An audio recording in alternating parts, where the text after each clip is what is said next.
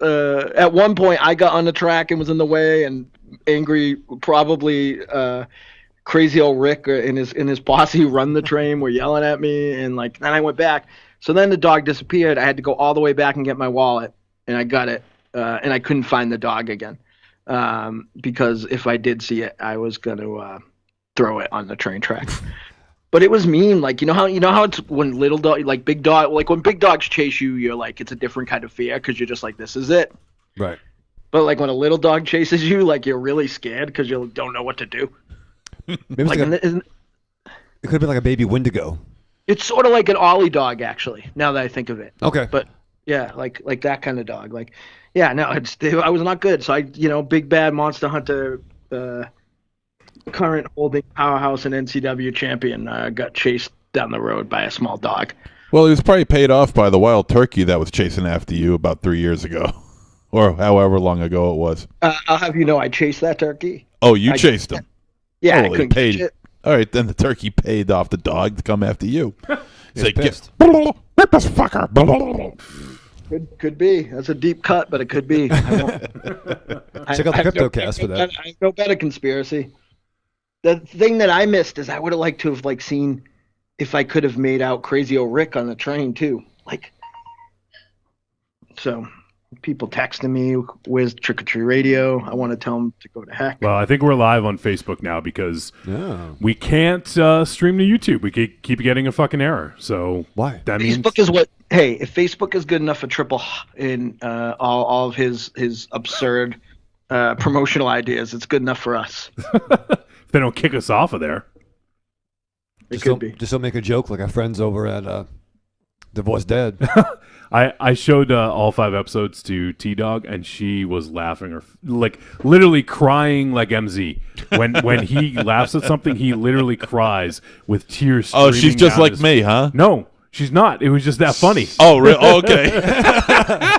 She's nothing like you. Yeah, she's nothing like you at all. That's probably the safest comment you're going to make all year. So I think we might be live on. Yeah, we're live on. Let me turn the actual. Yeah, that might help if I actually turn the fucking camera on. Well, it's troubleshooting, so. I'm sure people won't be too broken up about not being able to see. Yeah, probably not. I wonder how long it will take people to realize that I'm not actually in the room because I'm usually on the other side of the. Yeah, well, don't tell them. Oh yeah, I'm right here. Hey, Mars. Here I am. Air high five. Self high five. All right, so I am recording it locally, so I'll upload it.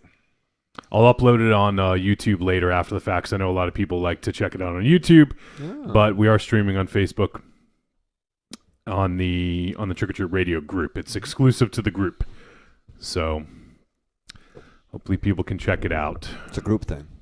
Yeah. So Raven Shadow, how's your back doing? Fucking hurts, kid. What'd you do? I didn't use my. My dad would yell at me. I have ramps. I watched the Ben and Casey Affleck movie because I keep talking like that.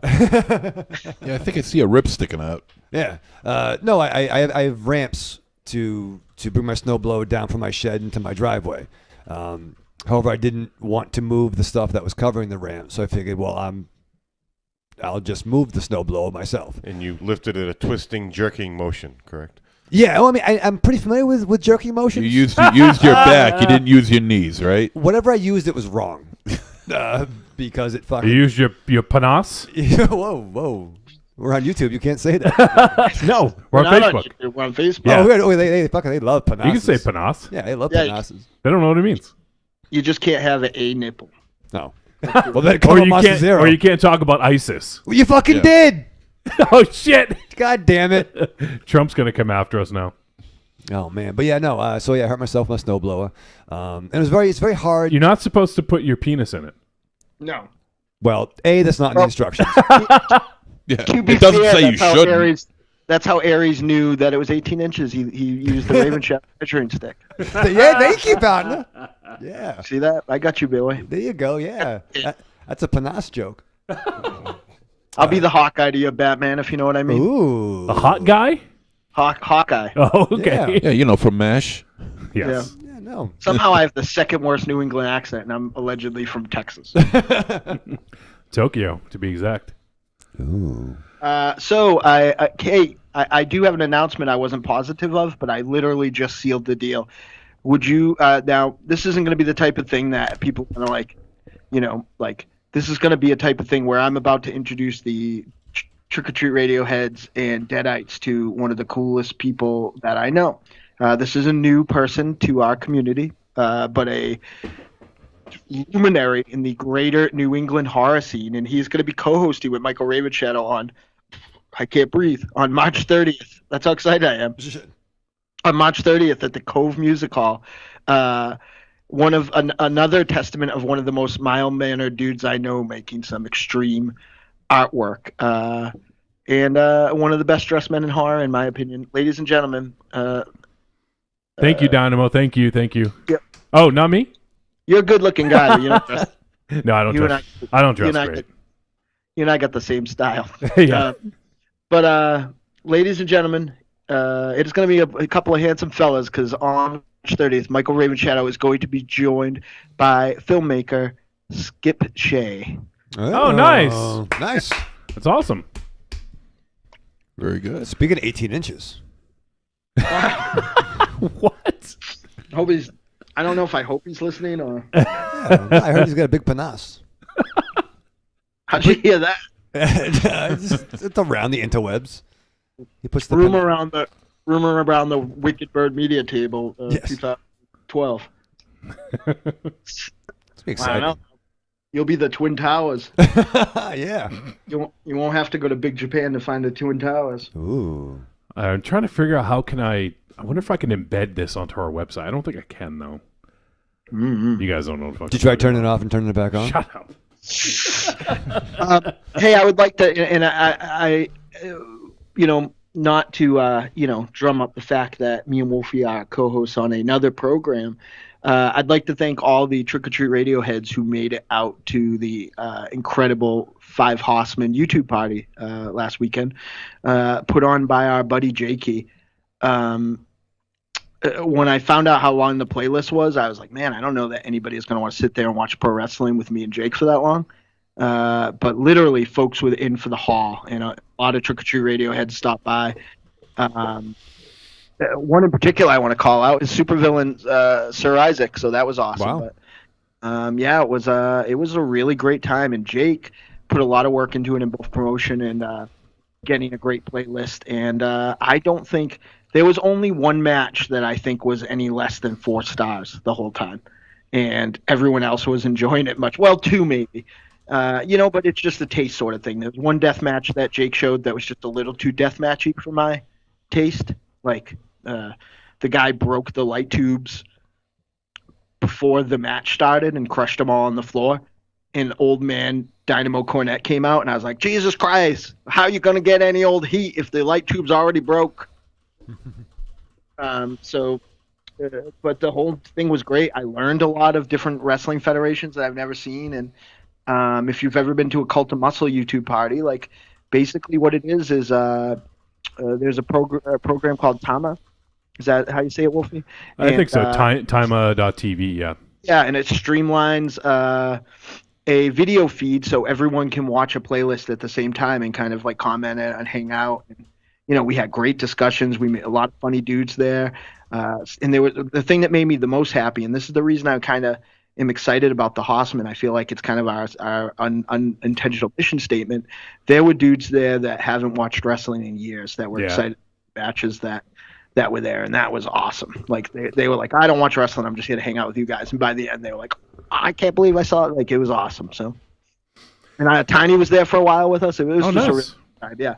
Yeah, I was bummed out. I couldn't be there. I was obviously at a concert. I went to go see Anthrax and Killswitch Engage, which was an amazing show. So I'm not that bummed out, but I kept tuning in and trying to check in on the chat, and it seems like you guys are having a fucking blast. Yeah, it's a good time.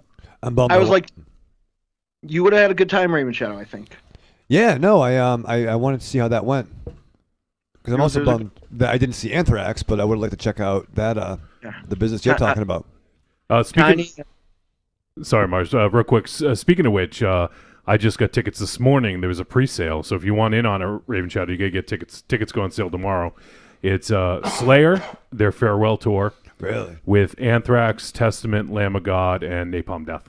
Jesus. Yeah. So I just got tickets to see that. Where's that show? It's a little bit of a hike. It's in somewhere in New Hampshire, 2 hours away. Oh shit. But it's the closest. They're also playing at one of the casinos in Connecticut. I think it's Mohegan Sun, and tickets were like $200. Really? That's great. Yeah, for shitty seats. So Well, I was gonna. Do you guys remember the story when I logged on? I was gonna just be a good friend and spend, a couple $100 for me and Monster Zero, my lady friend, to go see Def Leppard at Mohegan Sun. Yes. Not knowing yeah. that the tickets for all three of us to go and get a room, it would have cost $1,800. Yeah. Jesus Christ. And that's if Monster Zero stayed with us. don't they want to actually lower the cost so people go and actually gamble and make a night of it? Yeah, and it's stuff? weird. Me and Donna Matrix went and saw Rob Zombie a couple times there, and it wasn't that expensive. And it was exactly that. The seats were cheap, but then her and I boozed it up, and we went to the buffet on either end of the Rob Zombie concert, and hung out and got in trouble and had a good time. We were both wandered around to see who could find and tried to pick up Sherry Moon Zombie. Nice. Yeah, I would have lost, but I would have enjoyed Yeah. enjoying the concert. The attempt. But yeah, that's exactly. Wolfie is 100% right. I probably spent $80 for both of us to go, and then we probably spent $200-300 each just wandering around. We didn't gamble at all. That's not Adam, I always forget how to say his name, Mars, from Film Find and the Hero podcast. Oh yeah. Do you remember do you know how to say his last name? I'm not gonna. It was one of those instances where I thought I did until you said that you didn't know how to. Then I worried. He says, I was scrolling and was like, why is that homeless baseball coach on Trick or Treat Radio? Upon further review, that's just MZ. I'm sorry. He's not wrong. He's got a home. Yeah. All right. He does look like a homeless baseball coach, though. Really? A little bit. I do. A little bit. Okay, who in this room is gassy? Not I. Not me. Not me. Maybe Michael because he's broken. Yeah, true. It could be you, Aries. You haven't slept. Yeah. If it was me, this room would be cleared. That's true. I've been camping with Aries. I don't. You know what else is pretty cool about the show, and it's not 100%. It's just a contract signing away, and considering I'm the one that has to sign it, I'm pretty sure it's a done deal. I won't out the company, but a very prestigious sports auction company approached me to auction off some sports merchandise. Sports. At the benefit show. Really? Yeah, I saw that. That's awesome. Cool. Yeah. Spots. Yeah. So I thought it was somebody full of crap until I went and looked and saw that it was them, and it'll be pretty exciting if that goes down. It's what I want our shows to be. There's going to be all sorts of cool stuff there. I'm going to make out with Jar Jar Blinks. Oh, is he coming? Oh yeah, he's coming. Oh yeah, he's coming. All right. Double entendre. It's the Evil Streaks and the Deadites. I heard a little bit of the Birds and Bombs record a couple weeks ago. I meant to mention it, and I can't stop thinking of it. It's already without knowing the song title. Who is that again, Mars? So Birds and Bombs is Greg Olson. Oh, okay, nice. Yeah. Who the Deadites used to play with in the 1990s with Puddle. Yeah, amazing drummer. And then later would play with Guerrero. And when I had my terrestrial radio show. And I got a pretty big announcement about that in regards to the show coming up probably next week. So stay tuned. But I think that's more exciting for localins. But yeah. My terrestrial radio show, he was his band Guilford was always in our heavy rotation. Just brilliant, great, thoughtful, kind of low key, lo-fi alternative stuff. Did you call me Mars? Sorry, I was just doing a Loki impersonation. Chris Chris Candido, you need to keep under control. What a crazy asshole that guy is. Kevin Steen, I will never drop to you. Yeah, so I don't even know what I was talking about. We're talking about so, birds and bombs. Greg Olson, and now he's in this band called Birds and Bombs, and he's one of the best writers I know, one of the best musicians I know, multi talented person. We've been wanting to do a project together for years, just based on our love of Bon Scott era AC/DC and stuff like that. But he married one of my best friends since I was a baby. What an asshole! Yeah, seriously. Why's that bad? I'm just kidding. I knew I had a best friend. I was just kidding. Oh yeah, I don't know. She sang in the Deadites once, at least once, right? I think yeah. I mean, she was going to get the gig. It's funny, she was going to get the gig before the person who temporarily got the gig for the person who's coming back shortly. So we'll probably never have her in the band, for better or worse. But she has one of the most incredible voices that I have ever heard in my whole entire life. And her name now is her name when I knew her as a little kid. Her name. I thought you say her name escapes me. When I growing up, going to kindergarten at Spags in Shrewsbury, her name was Jess Padone, and then later on she was married to another rock luminary, but now her name is Jess Olson, and she probably has the coolest voice I've ever heard. I can't pin it down. It's got a little Susie Sue, but it has a little bit of that kind of Kim Daly, Boston rock girl, Tanya Donley stuff going on. In the two songs I heard, a little bit of just literally blew my mind. So you guys aren't going to want to miss the first live performance of these guys. But as soon as the CD comes out, produced by Roger LaValle, who's also playing on that night, who's also going to be producing the Deadites track that is on the upcoming benefit, that the benefit CD that's going to launch digitally on that night. I'm telling you, this is one record that I think everyone in this room would like. Maybe not Aries, because I said he's going to like it, so now he won't. Stupid. Yeah, but I think you'd all like it. Raven Shadow, your special lady friend, will like it. Nice. My special lady friend was with me, and really how when you have a friend and they do something and you're like I can't believe this is you. I've known you all my life, and I've heard her sing a million times. You know, right.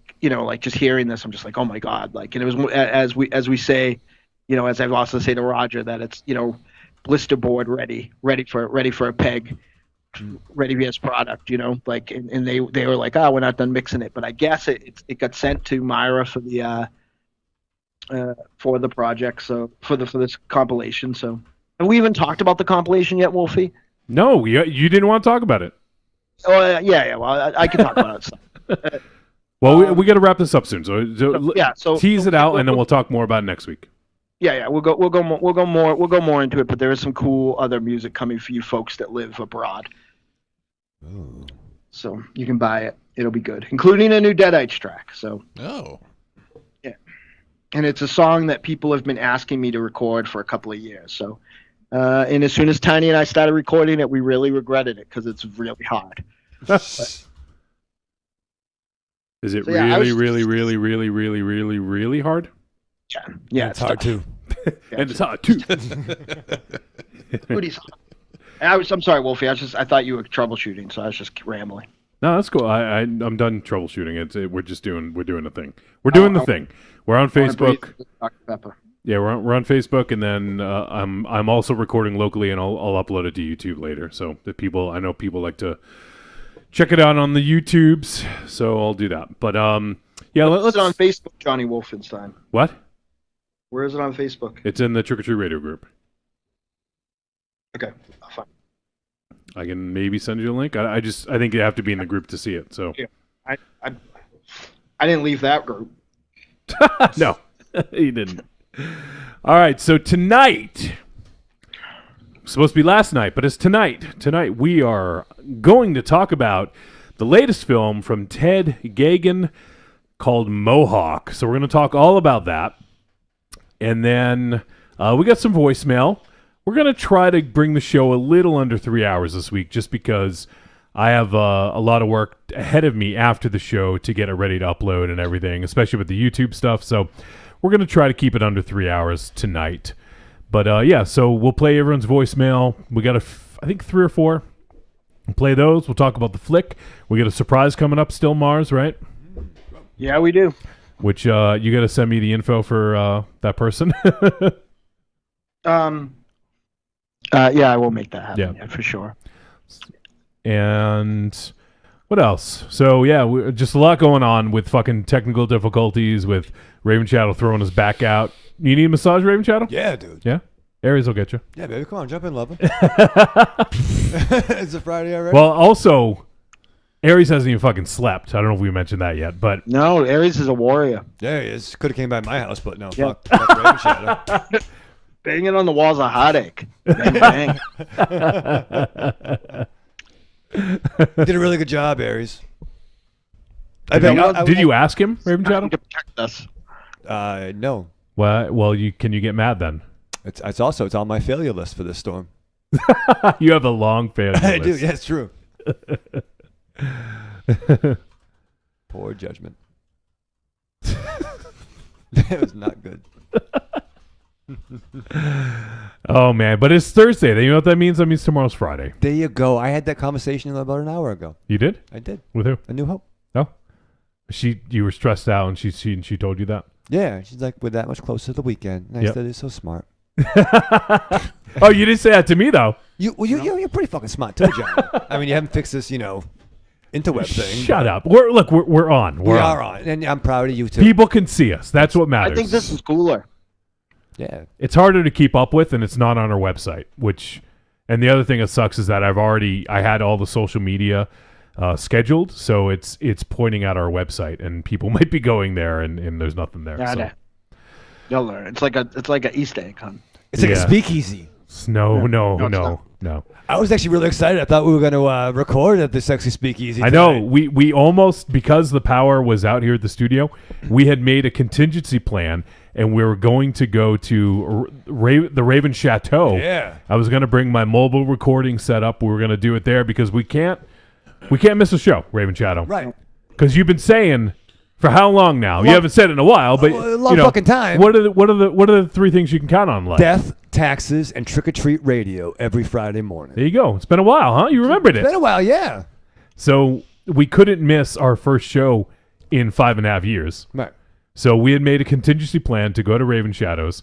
I was going to bring the mobile recording setup, bring all the mics. I'd have to break the mics down, but I have an extra mixer.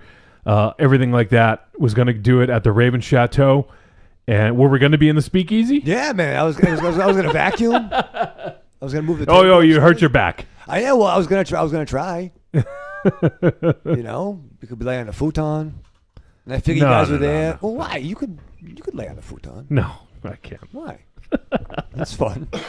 Then I figured since everyone was there, I could get some things set up. Yeah, but no, that's right. Yeah. Literally, as soon as we made the plans, like everything was, okay, let's do this. MZ, you come here. I'm going to pack stuff up. This. Plans all set. Boom, power comes back on. Yeah. So I think that was me praying to God because I had little faith that the Raven Chateau would have appropriate internet. I scared Mars. I said, hey, Mars is like, yeah, it won't be a problem, right? It was like, well, as long as Raven Shadow's internet's okay. And he's like, oh, my God. Yeah, no. I think he juxtaposed your technical prowess with your internet, and he got scared. Well, fair, but I didn't set up that internet, and the blue lights that's what I told him. That's exactly what I told you, right, Mars? Yeah. That's true. Hey, this is exciting, too. We don't often have any of the members in the chat for some reason, maybe because it's on Facebook, but... singer, guitar player for the Deadites and the Evil Streaks, Myra K. Rock is in the chat. Oh, yeah, I see Myra. She said, yay. And Corny says, earlier when there's discussion about farts, Corny said that fart might be Raven Shadow's wallet depressurizing. That's fucking rude, Corny. It's not. I don't think it is. And Chromecast Josh is hanging out, and he says, the world's most dangerous Facebook Live video. There you go. Yeah, there you go. All right, well, we should head to a commercial break in a few moments because we have a lot to get to still. I want to talk about this movie. We have a surprise coming up. You can brag about that, Raven Shadow. By the way, we didn't name ourselves the world's most dangerous Facebook Live video. One day, Raven Shadow was trying to talk me off the ledge about something. He's like, "Dude, we're the world's most dangerous talk radio show." Like, I named us that, motherfucker. That's not a moniker that someone gave us. That's just me trying to get people to listen to us. Oh. Sounds good though. It does. Yeah, it sounds good. Can we be the kings of pop?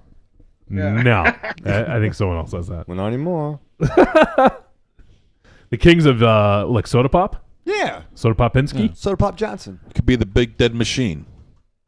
Okay. That's dark. Yeah, we took a turn. Let's have Dynamo come up with stuff. Yeah, the Big Dead Machine. I know Kane can't really work anymore, but he's still living, I think. He is running for office. Yeah, he's running for fucking Congress or some shit. Why the fuck not? Why? It's a fucking get the gobbledygook for fucking all the. Yeah, you know. He'll have his kazoo with him, giving orders. Yeah, I think all our politicians should be in the WWE Hall of Fame. Fuck it. That guy's got an Undertaker gimmick, no cells for 10 years. You know what that means? Aries, you can run for politics. Yeah, I'd vote for Aries. I vote for Aries too. Yeah. This is about fucking railroads. Aries, what's your platform? It's made out of wood. Oh, whiskey in every glass. It's very flexible then. I got it. Whiskey in every glass. Whiskey. There's going to be a whiskey in every glass. And a beard on every face. And a beard on every face. Even the women. They all become sideshow attractions. Yeah, it'd be outrageous. I'd vote for you under any constituency. Constituency? Yeah. Constituency? Isn't that what it's constituency? Contingency. Constituency. Oh, no. What's Not the contingency either.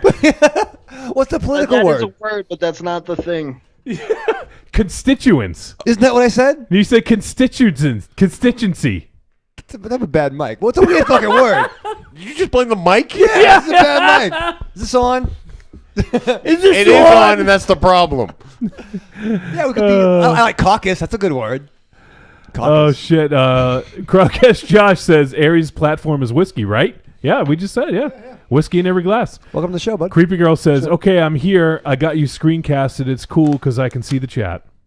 All right, there you go. Hello, Creepy Girl. He said that's a good constituency. That's my contingency plan. Constituency Plan. Oh, man. You are moidoing the English language. Speaking of English language, I watched Pootie Tang the other day with Nice. with T-Dog. It was our first time seeing it. I'm fucking fascinated. Can we get a fucking review voicemail? I fucking need that. And you know what else I watched last night? Divorced Dad. Again, I watched all 5 episodes again. Have you guys seen it yet? I've seen the first 2 episodes. Why haven't you watched? They're like 5 minutes. I know. What do you do? You know what I watched today? You watch porn. What was that video he was watching, Aries? Tampon killing a puma. Yeah, you watched a tampon killing a puma. What kind of fucking porn is that? What the fuck? I don't know, man, but yeah, a tampon. It was, you couldn't watch Divorced Dad. Computer animation. It was just a tampon coming out, and it kind of flailed out some of these wings on it or whatever. It turned into a rocket, and it rocketed towards this puma and just cut his head off. I am no women's sanitary product. And he says, "Go to commercial. Go to commercial." I don't. That's how that works. Oh, Maletti. Corny says, episode 4 of Divorced Dad made me cry.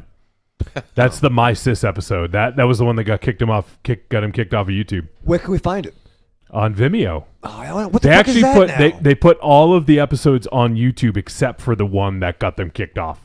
They re-uploaded them except for that, and then all of them are on Vimeo though. So Vimeo is just it's a video platform where people post videos. It's more kind of like artists put stuff up on there. It's not just like any ding dong puts up a fucking video, you know. How much is that? Isn't that what Blinks' movies are? Yeah, Blinks' stuff is on Vimeo. Yeah. How would say be at home? You go to Vimeo.com or you download the app if it's Vimeo. Raven Shadow. If you'd set up your Fire TV, I bet there's an app for it. If you come over to my house and record the show, I almost did. That'd be awesome. I almost did. Have you tried to do your Fire? Get some time. Pick me up. and I'll come do it for you. Thank you. I bet it's still in the box. It's out of the box and it's near the TV. collecting dust. Did you try to plug it in? Yeah, the only reason it's in the same room is because I put it there. It doesn't matter how it got there. Did you try to put it in? I don't know, man. Oh, there was something. Yesterday that this dude's like, can you help me put the Blu-ray player without telling me that the TV was still in the box? We were going to do the show over at his place. Yeah, we were. Yeah. I'm not the producer, but I pay the fucking mortgage. I do that part. I'll give you guys I got ice cubes. I'll make you drink. Oh, that's sweet. Let's go to commercial. All right, yeah, you're right. I think Humble Eddie had the right idea. I'll go to commercial. So yes, so tonight we're going to talk about Mohawk in just a few moments. And if you guys want to, actually, one more thing. We're now on Spotify. Yeah. Finally. Hey. Yeah. So anyone out there, it took about 3 weeks for Spotify to finally put us in there. We submitted it like 3 weeks ago. Time to testify to Spotify. Yeah, but if you guys want to check us out, if you listen to Spotify, Trick or Treat Radio, actually all of the Grand Guignol network of podcasts. So we got Trick or Treat Radio, we got the Outside Corner Fantasy Baseball podcast, we got the Five Hossman Wrestling podcast, and also Patsy the Angry Nerds podcast right on Thursday. All of them are now on Spotify. So, and you guys like just checking out Spotify and you want to check out our show or any of the others, go ahead and follow us on Spotify. I don't know that that's a better platform to listen to, but I know a lot of people like Spotify, so go for it. If you want to, now we're available on 5 platforms. Count on Raven Shadow. Available on Apple Podcasts, Stitcher Radio, Google Play, Satchel Podcast Player, and Spotify. Chromecast Josh says, what the hell is Spotify? That's what I'm fucking saying, Josh. You don't make any money on that. No, we don't make any money anywhere. Well, no, but if you had like a band. Well, yeah, that too, yeah. If you had like a synth pop band or something. Yeah, synth pop band. If you listen, if all you guys put our album, The Big Scary Monster Hunts at Midnight, on a loop and played it 24 hours all day long, if 100 of you did that, we'd still probably get like $5 a month. Well, you could buy the fucking record, you know what I mean? Like it's like $5, right? Well, yeah. So we can head to a break. First time Mike is hanging out now, and he says, evening family, glad to see all my damers of Saudate. Oh, slide your penny on the running yeah. baby. What did you say? Oh, what did you say?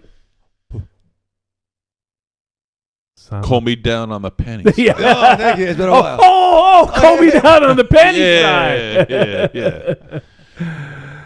Oh, shit. And Biggie Shorty. Yes. Biggest Robert short. Vaughn.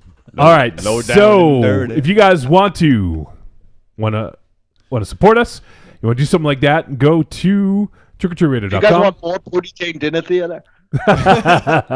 Go to trickortreatradio.com. On the right-hand side, you're going to see a bunch of links. You click on the Amazon link. Everything you purchase in that session gets attributed to us. It doesn't cost them any extra, Michael Raven Shadow. But it helps keep the lights on. That's right. So every little bit helps. If you guys already shop on Amazon, go ahead and use our link on trickortreatradio.com. If you guys want, you can go ahead and buy some merch. Go to the store. Go to trickortreatradio.com.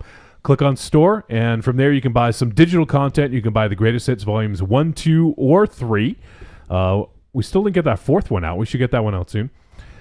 And we have some other stuff. We got some, if you guys want to buy the Big Scary Monster Hunts at Midnight, we've got it available there. We got some pins, we got some t-shirts, we got some other stuff. So give it a look. If you guys just want to give us some money, then there is a PayPal link right on the front page of trickortreatradio.com. Click the donate button. You can go ahead and give us any denomination we'll accept on your behalf. Right, Raven Shadow? Yeah. All right. So, Raven Shadow, you sit down to watch Mohawk. I did. Was it after you shoveled, or was it before? Before. Okay, so your back's fine. My back is fine, so it's Okay. good at that point. I'm in my comfy chair downstairs. All right, so you sit down to watch Mohawk. What do you do to prepare for this movie? I prepare for the impending storm. So you got supplies? Yeah, I got 2 packs of butts. I got a 12-pack of Sam Lager, and I got a large pastrami and black olive pizza. So I figured that way I could, have dinner that night, and I was ready for the next day. So I that's how I prepare for it. And then my dad yelled at me for not doing the important stuff. But I do watch the film, and then I strapped on. You strapped on? Yeah. Oh, okay. Strapped on. Well, yeah, that's what we do. I okay. Do you love to dance? The big scary monster haunts at midnight is a collection of dark songs about sex, love, death, revenge, and the end of the world. Brought to you by the world's greatest monster hunting electroshock band, The Deadites.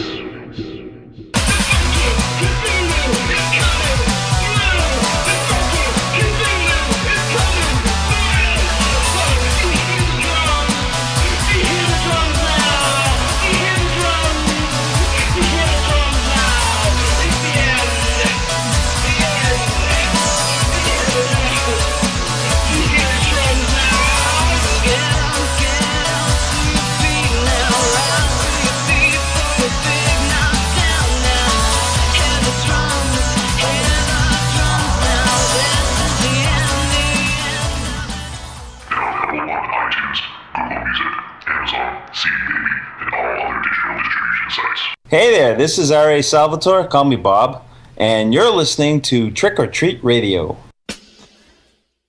Hello, Ruby Burble. What's up, y'all? It's me, the Yeti. Telling all the ladies that they couldn't be more fine and that we should knock those boots like Frankenstein. When I want to get my nerd on, I go to Facebook and I go to the Trick or Treat Radio Facebook group. That's the place where I get to talk about all the hip new horror movies, all the cool comics, Like comics. RPGs, video games, you name it, we're talking about shit on there. And you could not be any cooler if you were the coolest kid in school. Be the first kid on your block to swing their cock over at the Trick or Treat Radio Facebook group. Just go to Facebook, search for Trick or Treat Radio, ask to join, and it's like Nerd Nirvana, baby, without the shotgun blast. This is the Yeti, signing out. See you at the Trick or Treat Radio Facebook group. Follow us on Twitter at The Deadites, TheDeadites.com, and TrickOrTreatRadio.com.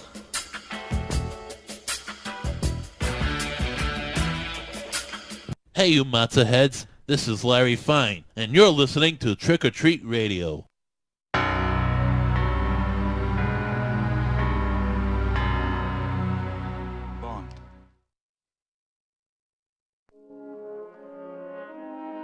Dear Trick or Treat Radio listeners, That was fucking weird. I tried to play an old song and it just started playing other stuff, so it skipped it. All right. Hey. So I guess we're not going to play any fucking music. Come back to Jesus Christ. Can anything else go wrong? Fuck. Is Dynamo around? Wait, are we back on? We're back on, yeah. Okay, good. I'm just singing Sunstreaker. Sounds like an AC/DC song, the name of that Transformer. Oh, yeah. If you guys want to know what sort of important things we talk about on the break, we talk about Transformers. That's right. Here, I was going to play a song. Let me see if I can do this. Oh, man, that pisses me off. You know what? Fuck it. I'm not going to do it. I'll put it on the podcast. Wolfie, did you shave your head? Yes, it's shaved. Completely shaved. You look good. This big thing. No, it's not shaved. You look like a sexy Charlie Brown. Sexy Charlie Brown. Good grief. Good. Mars, kill some time. I gotta try to get a surprise ready. Okay. Sunstreaker. I don't even know what sort of car he is. I don't have any lyrics to that. He is a Lamborghini. Oh, nice. My movie consumption has been very, very slow lately, but I was thinking of you today, Monster Zero, because I started working on it's not even a project. Like, I had a weird dream the other day that I was going to write about in the Fib, and I did a little, I created some show to go with the tell, if you will, some pictures. Yeah. But I found a Batman character, a super obscure one, that I feel like I in his only other appearance, like it looked more like it, and I wonder if creator Grant Morrison wanted him to look like this, but he looks like Dario Argento. Or Emo Phillips. Yeah, well, no. He looks like kind of older, messed up. It's Whisper from the Grant Morrison story Gothic. Really? Yeah, he's really which is one of my favorite Batman. What I love about Batman, to go on a tangent because I'm killing time, is that Hey Mars, real quick, it's not letting me call a phone number because our special guest is having spotty Wi-Fi, so I needed to call. It's not letting me call while I have you because apparently the Skype app is just fucking weird. Okay, do you want to call me back? Let me hang up, and I'm going to see if I can get you both on. I know Okay. I wanted you to introduce our guest, but the other way I could do it, I could put the guest on another line, but you wouldn't hear the guest. That doesn't make any sense. So. Yep. Do what you gotta do, dude. All right. Hold on. I'll get you back. Ebzy, I don't know. Just fucking. I hate when we do this during the show. I hate it. I hate when I have to do shit like this. Yeah, Just fucking it talk kind of to sucks. people. Well, we need to kill time. Kill time. Okay, can I talk about something that I just saw on the Sure. on the World Wide Web? The Was a tampon and a puma. no the new movie posters for Ready Player One. Anyone seen those? Yeah, I saw them. Yeah, all Yeah. the 80s and 90s and 2000s. Oh yeah, they're very good. That's cool. Highly recommend if you haven't seen them to seek them out. Yeah, I caught them. They were pretty good. I'm still here, I think. By the way, am I not? You are, Dynamo, you are. I'm not dead yet. It sucks. Hate this shit. But You never should have shaved your head. All right, I'm hanging up with you, Mars. Bye. And it sounds like you get dropped in the toilet. You're being flushed. All right, hold on. Let's see if this all right. works. I hate getting. It sucks. I hate when this shit gets thrust on me in the fucking show. I hate it. Yeah.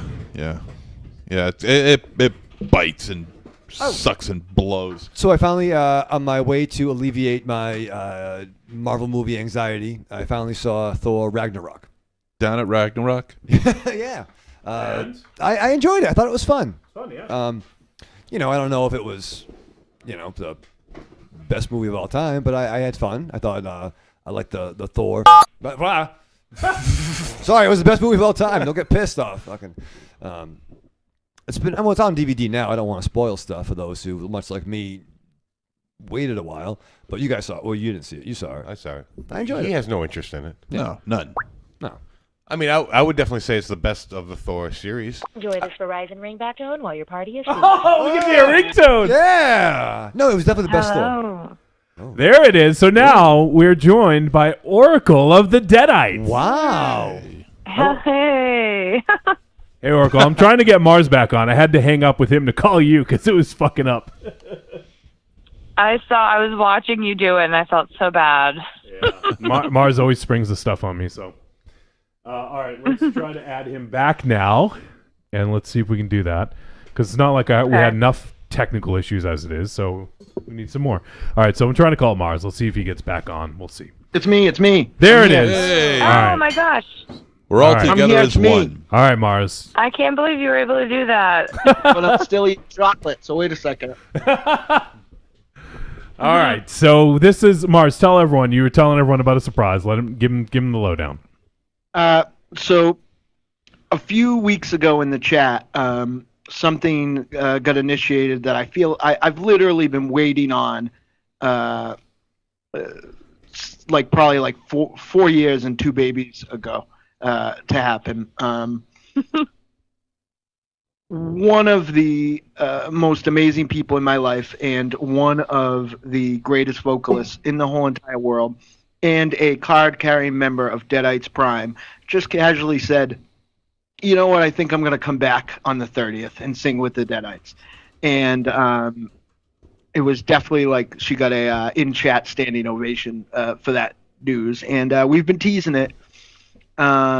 Returning on March 30th at the Cove Music Hall, and here online with us right now is the Math Witch, is the Anti-Diva, is the one known as Oracle. Oh, well, thank you for that. Oh, no, thank you, man. Oh, no. It's exciting. So, how is everybody doing? Doing awesome. Except for technical issues and fucking power outages and snow. Yeah, we're doing awesome. I mean, we got broken backs and people haven't slept, but other than that, we're doing great. Other than that, we're perfect. We're perfect. Oh, my nuts are halfway up my ass. You don't have his license, Lisa. Give me the keys. Give me the keys. Give me the keys. Oh, Jesus. Now, Oracle. He no-sold us. You used to be I think I can only hear Wolfie, which is like a fantasy trick or treat radio. Oh my God. But Oracle, you used to be on the show a bunch, but it's been quite a while, so a lot of our new listeners probably have never gotten to hear you. So why don't you tell them a little bit about your background in the Deadites? Okay.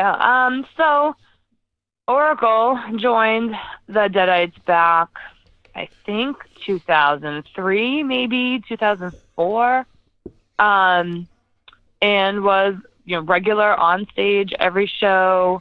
Did everything for a really long time, and it was maybe about 4 years ago. I think you were right in saying about 4 years ago.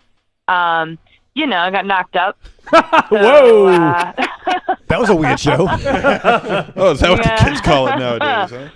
Huh? And had to step away from like all of music, including other projects that I had done. And so had a couple babies, and now maybe it's time to come back. Yeah. Very exciting. That's really By exciting. the way, that knocked up thing you can't blame on any of the Deadites unless it can happen from No. me just talking about it all the time. But there was that awesome show where Oracle came from the crowd and jumped I on know stage. that was one of my True. favorite moments ever. It was Oh yeah. it was a while back, and pretty much like me and Matrix. It was one of the earliest, maybe the second time you weren't going to be there, and we just put we were throwing the set list together, and we put a song in that you usually sing, and it started, and I was like, I don't know this, only Oracle knows it, and you literally just came out of the crowd and sang it. And I did. I think that was about maybe I think it was the second show that you played where I couldn't be there. So sad, but I was able to get there for maybe a little while before I had to go home and go to sleep because my life is a completely different life now. And and I do remember standing in the crowd and thinking, oh my gosh, they're about to play I Fear You, and it doesn't look like anybody knows what they're doing up there. That's typical of the Deadite show. So. Oh well. You know what I miss the most about Oracle? One thing that Matrix doesn't even try to do. When I forget the words, I used to be able to wander over to Oracle, and she would give me a cue. Matrix just hangs me out to dry. We were doing Covered in Blood in Rhode Island once, and I was like, I don't know this song. I said, I don't know what the next line is. And she literally looked me dead in the eye and went, it's not the clown one, and danced to the other side of the stage. Perfect. Yeah. So get ready to be my my incredibly singing, incredibly beautiful monitor. I'll do what I can. It's been a long time. I've been trying to listen to songs again. I'm like, what do I remember? Yeah, it's a long time. There's a couple new songs too, right? Yeah. Well, we're going to play the 3 newest songs, but what's good is that we kind of had, again, a bunch of intermediary songs that we don't know what to do with. We played them live, trying to try things out, but over either last Rock and Chuck or the Rock and Chuck before, we put out a thing called 20th Century Bastards, and that kind of has all of our stuff that was the new stuff when you joined the band, really. So Yeah. where people are excited to. It's cool to have that out and look out and have people be able to like know all those songs and stuff. So it's good. And the the Trick or Treat Radio fans are awesome, and the new Deadites fans are awesome. And I think Aries just finally fell down. I can't see, but I just heard a big bang. Well, he's probably going to pass out at some point. Yeah. So, Speaking of Trick or Treat Radio fans, we have First Time Mike says, Oracle, your voice is amazing. Oh, thank you so much. So, yeah, Oracle has not met First Time Mike, and I think... Nope. Yeah, it's been a while since Oracle's been on, so... Hey, First Time Mike, what do you think of my voice? Talk about the tampon and the puma again. We're sorry, Oracle. you know what's funny from seeing this small version of him, like in like looking at like versions of weird Stung by a Bee John Travolta, I'm starting to actually think Monsters Zero does look like John Travolta. Where? In the Fred Durst movie? Oh, what the fuck is that about? Oh my gosh. Yeah, did you hear about that, Oracle? Somebody explain it to me. I did. I found it on Facebook on Metal Injection. I didn't know what... I don't know much about it. I didn't know what was going on. I just know that he's directing a movie and John Travolta's in it, basically playing Fred Durst. Basically. Yeah. What? Wait, what? Amazing. You didn't see this, I MZ? knew nothing Pretty about great. this. You got to be shitting me. Put your hands in the air. No. Oh. With the kid from a lot of 90s horror movies, but two really important ones, and they escape me. The one with Tony Todd is Death there. Final Destination, and Severed. The one with Seth Green. Idle Hands. Idle Hands, Yeah, yeah. that movie's awesome. Oh, that kid? Yeah, okay. First Time Mike What a says... weird... First Time Mike says, sexy in your own way, MZ. And we got Mars. We got Paps hanging out. Yeah, that's awesome. And it's funny. I went to great lengths to tell him how to get to the normal chat room. Sorry, Pat. Yeah, now Paps says, "Play Dead." Is that the name of the movie or something? I don't know. Yeah, it's play garbage. But I would be, because I know we don't have you for a long time. I would be remiss, Oracle, if I didn't ask you. Now, the Trick or Treat Radio heads have heard it because there is a song on Doe for Dynamo, which I don't know if I've ever got to thank you personally for. But tell us about your other act, which you sound like a complete angel in. Oh, thank you so much. So the other thing I've been doing is it's called Eurydice, and it's That's not how you say playing out. It's yes. I'm sure everybody was like, "What? Eurydice?" We thought it was What? Eurydice. Thought it was Greek. Eurydice. And it's really just out of the basement. It's like purely out of the basement. So we have a little in the house that we just have a little studio that we built down there, and we've just been messing around with the music and just sort of like trying to lay down vocals. And I'm trying to do things I didn't normally do in my other projects, trying to do some different stuff with my voice. Not necessarily, we kind of like had an idea to just do a trip hop thing, but we're starting to already branch out into other genres, and so we're not really sticking to one genre. We're just sort of whatever we feel like doing in the moment, we just sort of do it. It's awesome. It's I know your influences, so I see them. But there's some in that song I heard there's some Portishead, and that's awesome. And yeah, it's pretty awesome. I was blown away again. You and I have such a cool relationship because you were kind of like I was always kind of the kid in the Worcester music scene, even though I was older than some people, but like I came in later on. You know what I mean? Like I was like Diamond Dallas Page. You were never a kid. No, I wasn't. Even when I was a kid, I was cranky. I was like a 4-year-old Noam Chomsky, just running around being angry, making political diatribes. I was pretty much always the same. Being mean to people around me, but you were the first like kid that kind of, for lack of a better way to put it, came in. You know what I mean? Like I remember like when you came into the band, like I was like I don't know what to do because like I don't know how to act, because not only from I'm a dirty old man point of view, from I don't want to overstep my boundaries, and I don't want to sound like a know-it-all, but like I feel like we had a really good relationship, and I couldn't be more proud of you because you became in the queen of the Worcester metal scene, and married the king, and which was a nice little rock and roll fairy tale thing to happen, Streets of Fire style. A little bit.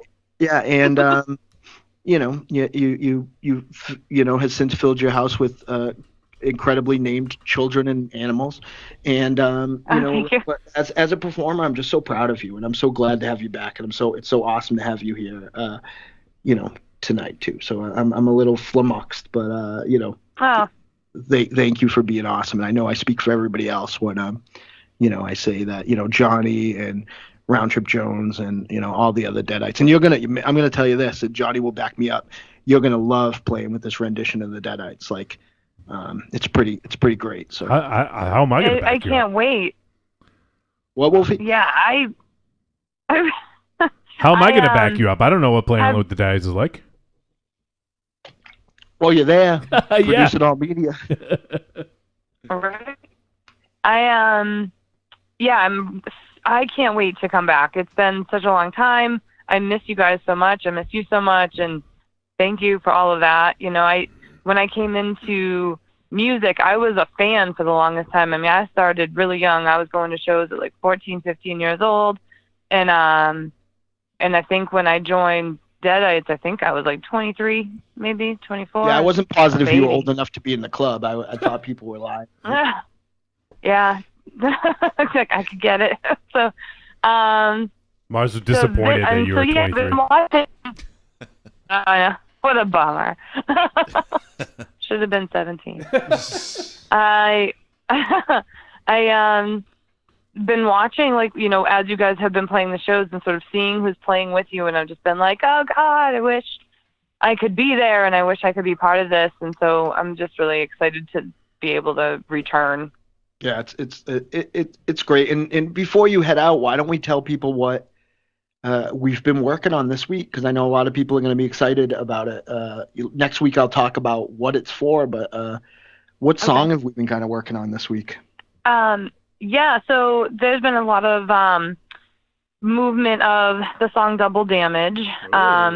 So the music had been, obviously tracked for a while.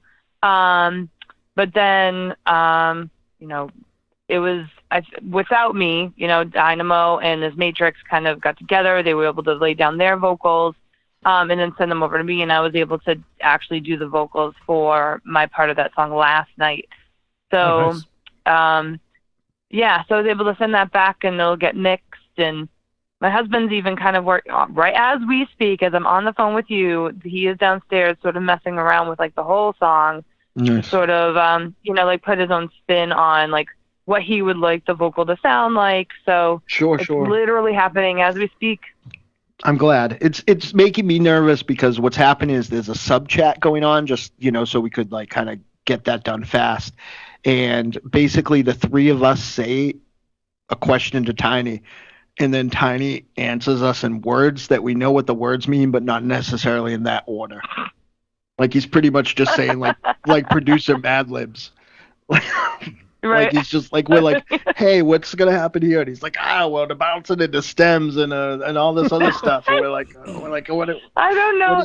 The what are you last talking four about? messages he sent, I had no idea what he was saying. No clue. He kept talking about something bouncing, and I was like, I couldn't understand what he was talking about stems, but he was like, I got the thing bouncing. What? Yeah. We're just we're all just perfect.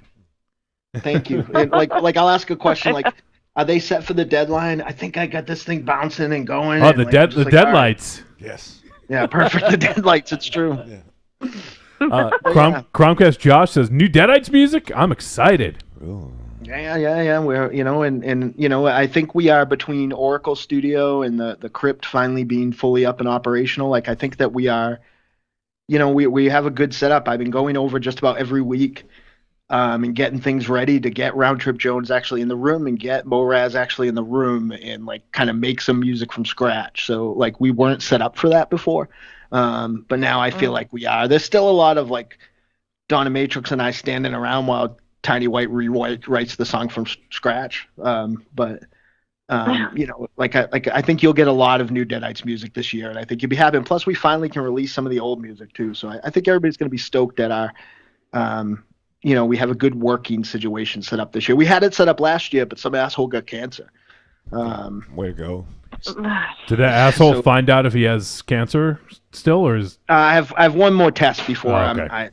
I'm basically the surgery held like I went and saw Dr. Bueno and I waited 25 minutes to see him. And he like came in and grabbed my neck like he's Kane and was gonna give me a chokehold. It was like, no, feels good, and left. All I can think about is fucking Bueno Excelente. Yeah, Bueno. Yeah. And then one of his helpers came in and were like, he says that it looks good and you have to go see Dr. Angel and Dr. Glass about some levels. So. Jesus, these are fucking supervillains. No, it is. It is. All supervillains. Dr. Angel, Dr. Glass. Bueno. They've probably put a bomb in me. That's probably the joke. But so far, so good. The surgery is holding out, and that's more of a threat in the short term than a cancer coming back. Because the cancer, they'll be able to see if there's still like those enzymes in my like thyroid output. With that, like I don't know how that works without having a thyroid, but in what would be outputting my thyroid. And but the real problem was if this experimental surgery that they did was going to fly apart at some point or suddenly not be like sticking together. So, well, nice wipe. I put Bueno Excelente in the chat. Bueno. I want to see him on the CW. But yeah, so far so good. I mean, I don't know. That's good. Again, like not to harp on. I know we talk about this show a lot, but the stuff that my special lady friend is going through is just so hardcore and so insane. Like if I was going through the same ordeal that she is on the tail end of, forget about the fact that it reignited her epilepsy. I would have been. Like, people always ask me how my special lady friend is, and my answer is I don't know, because it's not that I don't see her every day. It's that how do you have a litmus for, like, if half the stuff that happened to her happened to me, I would be crying in a bathtub right now, like, covered in fucking You Mountain mean you're Dew. not? No. I'm not crying. No, he's recording. Yeah, he is in a bathtub now. But yeah, it's, so, and Double Damage is a song that we all kind of wrote for my special lady friend, so it's pretty cool that we're finally making it happen. Absolutely, it's fucking great. So, yeah. Oracle, are you going to be playing a few songs? Are you hoping to do more than that? What's your goal for the show? My intention is to try to be able to play a full set.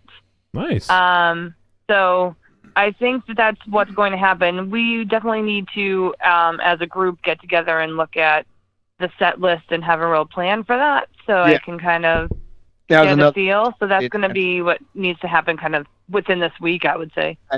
Make that happen. Because Moraz, again, it's a crazy situation because we have a bass player that actually likes to play the songs and stuff. So he likes to be prepared. So said the passive aggressive. Yeah. But definitely need to we'll make that happen. As a group, but right now we have and a look set at list that looks really awesome. Yeah, the one that was passed around earlier looks really good. So yeah, it's got like I said, it's got the newer tracks in the song we're recording right now, and it also, but it's very like 20th Century Bastard centric, I think. And No Executioner's Lullaby, so that's A-okay with me. Pap says that's right. I forgot that you hate that song. I forgot that. Now there's a whole new group of people who are like, are you going to play that? Like, it stinks. I never should have put it on 20th Century Bastards. Oh, man, such a good song. Yeah, it's great. Pap says Dynamo is seeing Mr. Wink and Mr. Fib next week. Yes. It's true. And some people commenting on Facebook. People are commenting on Facebook Live, and we're on Facebook Live because we had issues with YouTube, so that's why we're doing this way, so people can check us out. But normally we'll be on our website, but we just had issues with YouTube and XSplit communicating, and just wasn't able to happen. So we figured, fuck it, we'll do Facebook. So first time Mike says, I wish I could make the show and show support to KMC. And Denny says, Mars, you and the misses will beat it all. I hope so. I beat some today. All right. Well, I don't think Oracle needs to hear about that. Yeah, that's bad. So, Oracle, looking forward to seeing you on stage with the Deadites on March 30th. 30th. Wow. March 30th. So March 30th. Good job, host. Yeah, good job, host. Make sure you get there on the right day. Yeah. I had the month and I had the 3-pot. Good for you. Congratulations. Hosted by Michael Ravenshadow and Skip Shea. And, Yeah, that's gonna be awesome. I can't Well, wait. So Oracle, it was awesome catching up with you. Hopefully, maybe one of these days we'll have you on for for a little bit longer. If you can get out of the house, we'll get you in studio or something like that. But otherwise, it was awesome catching up with you, and hopefully we can do it again soon. Yes, definitely. Miss you guys so much. Can't wait to see you. Awesome, everyone. Look forward to checking out Double Damage with Oracle being featured on that track. Hopefully we'll be hearing it by the end of the month, right, Mars? Yeah, the launch, it's supposed to, if it doesn't, it's Tiny's fault because we don't even know what language he's speaking. Shit's bouncing. That's all I know. Yeah. That's all I know, too. Cool. All right, well, we have a movie to talk about. So, Oracle, take care. It's so good to talk to you, and we'll see you in a few weeks. All right. Goodbye. Have a good evening. You too. See you, Oracle. Bye. All right. Bye. All right, so we are now going to talk about Mohawk. Okay. So, Mohawk, this flick from just hit VOD, actually, just a few days ago on March 2nd. And it is available everywhere. You can check it out on Amazon, iTunes, all those places. And it is an action drama history. History? That's a genre? Yeah. Maybe historical action drama would be better. We'll go with that. So it is directed by Ted Geoghegan, and it is written by Ted and also Grady Hendrix, who you guys may have heard us mention recently. He wrote Paperbacks from Hell. Oh. That's right, Grady. So Grady was a co-writer on this, and I am definitely going to fuck up the star of this's name. Yes. She's from Canada, and she is Mohawk. She's a Mohawk Indian. But they call her, she goes by Tio Horn. So I'm going to do that so I don't fuck up her first name. Because it's Kaniehtiio. Anyone got a guess on that? Canatio? But it's Knie. Canitio? Canitio? Yeah, maybe. That sounds about maybe right. that. Let's go. So we'll just call it Tio Horn. She plays Oak. We also have Ezra Buzzington, Eamon Farron, Justin Rain, John Huber, a.k.a. Luke Harper from WWE. Okay. Robert Longstreet, Noah Sagan, Ian Coletti, who was Arseface and Preacher. Oh. Did you recognize him, the kid? Okay. The American kid who he first meets up really? with Joshua, at the very beginning. Yeah. That's Arseface, yeah. He had the same fate, but not the same. It didn't go as good this time. Exactly. A whole different outcome by getting shot in the face.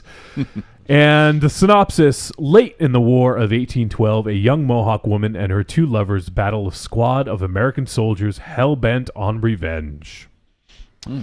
So Mohawk. So Ted Geoghegan, we have had him on the show before. We interviewed him. Real cool guy. And he made a fucking great movie in We Are Still Here, which was one of our favorites the year it was released. Forget about it.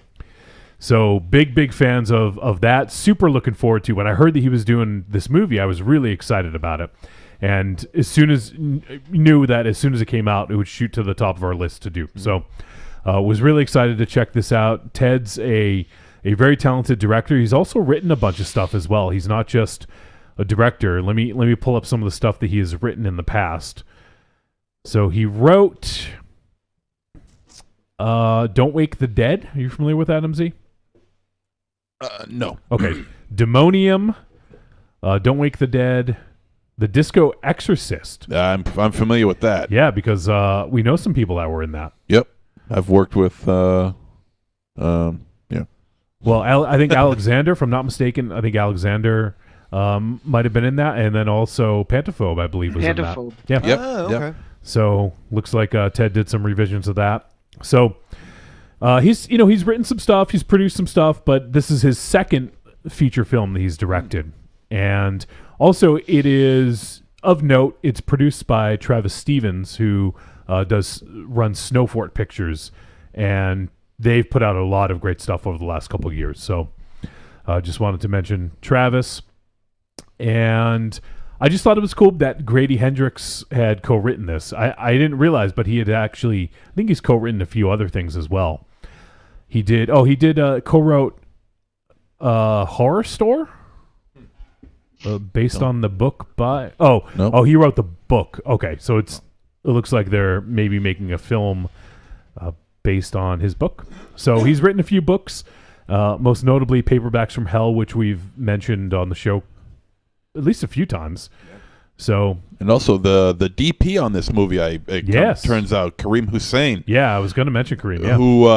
Who directed one of the more darker exploitation films ever made, Subconscious Cruelty. If you ever get a chance to find it, give it a look-see. It's pretty vile stuff. Right. I feel like I live Subconscious Cruelty every time you do a film review. What did he did something? And Bruce Spalding Fuller did the makeup. Did you see that, MZ?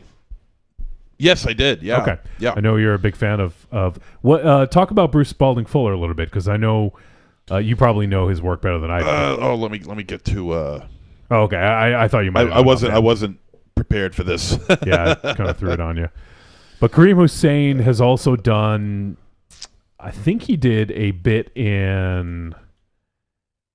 Shit, what was the name of that movie? It was a one of the horror anthologies that we did. Yeah, Theater Bizarre, I think. Theater Bizarre, and I think he also did one of the Horror After Midnight series. Okay, I think I'm not entirely sure on that. He's been cinematographer on a couple episodes of Hannibal. He did ABC's of Death, and Theater Bizarre. He did The Mother of Toads, The Accident, and Vision Stains. He was the cinematographer, and he was also the cinematographer for Hobo with a Shotgun, which is a great movie. And he's directed 5 features. He did Vision Stains from the Theater Bizarre, a film called Ascension, and The Beautiful Beast. Mm-hmm. Mm-hmm.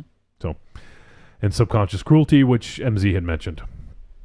So it's got a pretty good amount of folks working behind the camera and in front of it as well. So it's got a pretty good pedigree to begin with, and obviously with Ted Geoghegan, behind the camera or directing it, I should say, it obviously has a lot going for it here. And obviously the first feature film with Luke Harper, which I thought was interesting. He was rehabbing an injury in this. And it was the knee. Do you guys see the knee brace? Oh, yeah, he had that brace on. It looks like they kind of worked that into the... It's funny. I mean, it seemed like it made sense. I mean, these guys been fighting. You would need that. And I thought it was a nice little touch, but it seemed like it was functional and also historical. Yeah. Yep. Nice little connection here, too. Speaking of Luke, I'm sorry if you were just going to mention this, Wolfie, but... while Luke was in Chikara as the name Brody Lee, the Deadites did his entrance theme music. Yeah, I actually during the live show I wasn't able to play it because it wasn't playing, but I'm actually gonna put that into the podcast so when people hear it on Friday they'll hear. But I'm gonna play that music. So you just heard it. If you're listening to the podcast, you just heard it during the break. But the Deadites did some music for. He was known as Brody Lee. When he was in Chikara, and the Deadites did his music. So cool. Yeah, so kind of a cool little thing there.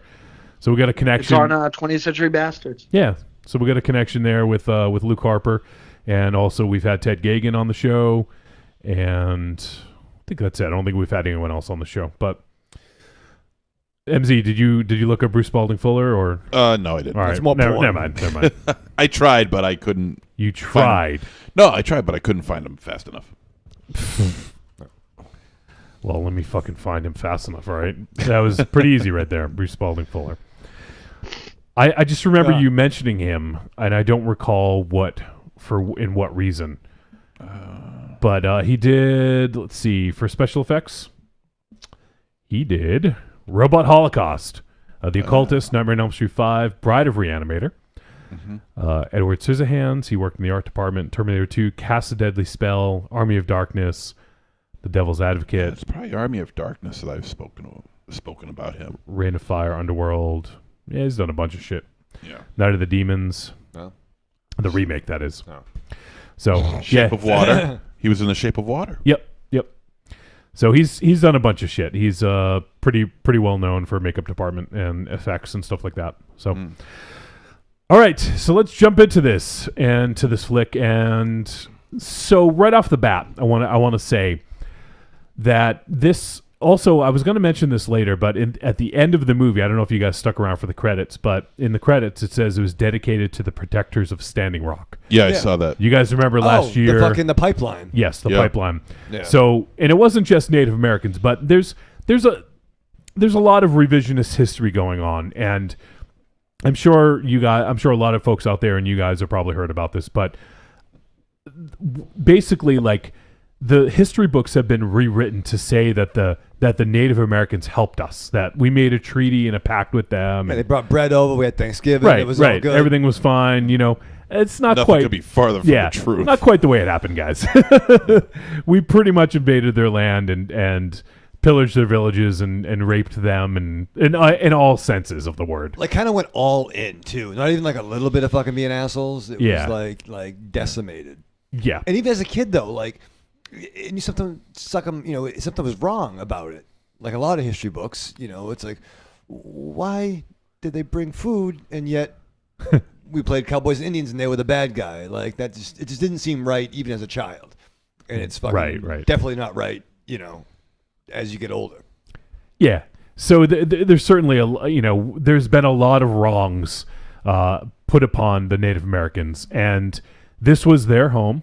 We invaded and we stole it from them, basically, and now we're taking things that weren't ours to begin with, and the last bastions that they have, we're trying to take those because fuck you apparently is what the fucking president says.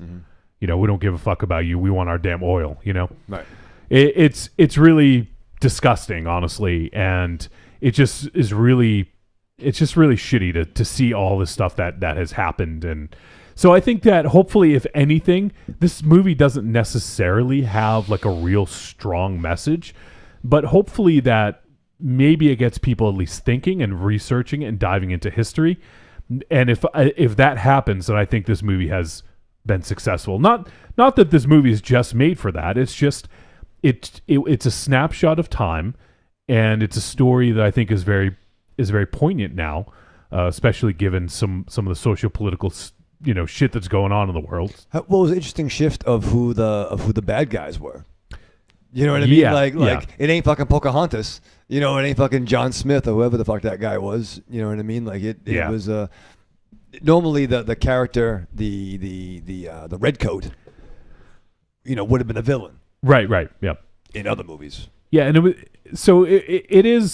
it is an interesting sort of take on this story, and I don't know that we've seen too many like this. At least I haven't. And I think we'll get a little bit more into sort of the type of movie that it was. I want to start diving into the movie a little bit more, but there's no bones about it. This is a revenge film. Yeah. It's a different type of a revenge film, though. And that's what I kind of enjoyed, is that it wasn't your typical, like, if you take a revenge film and put it down into a template, like let's say you have like a hit song. It's like verse, chorus, bridge, chorus, end. Like there's a typical format for it, and for a revenge film, a lot of times there's kind of a format for that as well. And this one took a different sort of angle on it, which I thought was kind of cool. It kind of turned on its head a little bit. Well, maybe not on its head, but it definitely took a different tactic. Real quick, let me just catch up in the chat room before I get too far behind. And our boy Greg Marcus says, New England, Boston, I'm going to be in you in September. Ooh. Awesome, buddy. If you are in town and you have some time to hang out, let us know when you're here in September. It'd be awesome, man, to hang out. I know he's a good buddy of Rook, the Rook man. Oh, Snoop. Maybe we can see about getting you and Rook in studio or something like that, if that's a possibility. First Time Mike says Disco Exorcist is a fun movie. And people are asking for the live feed. It looks like Corny's live feed is acting up, but everyone else's is okay. Humble Eddie says, did Raven Shadow just mistake Redcoat for Redskin, or was he just being politically correct? I'll give him the benefit of the doubt. No, that was the... He was talking about the British, right? Yeah, the British guy. Yeah. Yeah, okay. Jakey's hanging out now, and he says there's a British guy in it. They kept calling Redcoat. He's a weenie. Jakey thinks he's a weenie. What's up, Jakey? What's up, Boo? All right, so one thing I thought... So we start out, we have Oak, what are the other characters' name? We have Weenie Redcoat. No. Holt. Yeah. Joshua.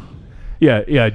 Calvin Two Rivers. Yeah, Calvin. Okay, so we have Calvin, we have Joshua, and we have Oak. And Oak is the main protagonist in this. Well, they all are, but Oak has a kind of a larger role in this. And they have sort of a love triangle, which isn't quite clear at the beginning. There was a line that the mother said about keeping warm at night. Yeah.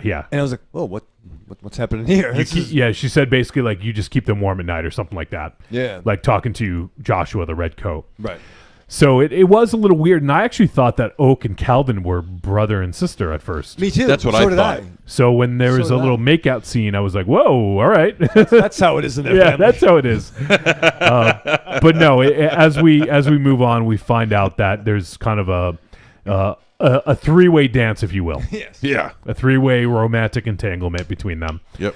So, and that's kind of interesting, and it is. I mean, I don't know if it's a conflict of interest because we have basically three sides. We have the Americans, we have the Native Americans, and we have the British. Right.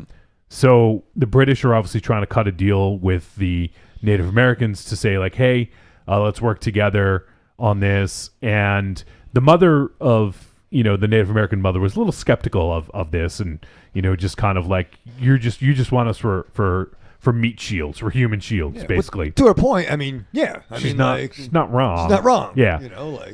But there clearly was a little bit more involvement there with Joshua. He obviously was invested in what was, in the other two because they had a relationship together. So I think that he had their best interests in mind, but maybe he still was kind of a company guy, so to speak, towing that company line and trying to get their help. But yeah, it seems like he that was his assignment, but he fell. Yeah. He had feelings for these people. Yeah.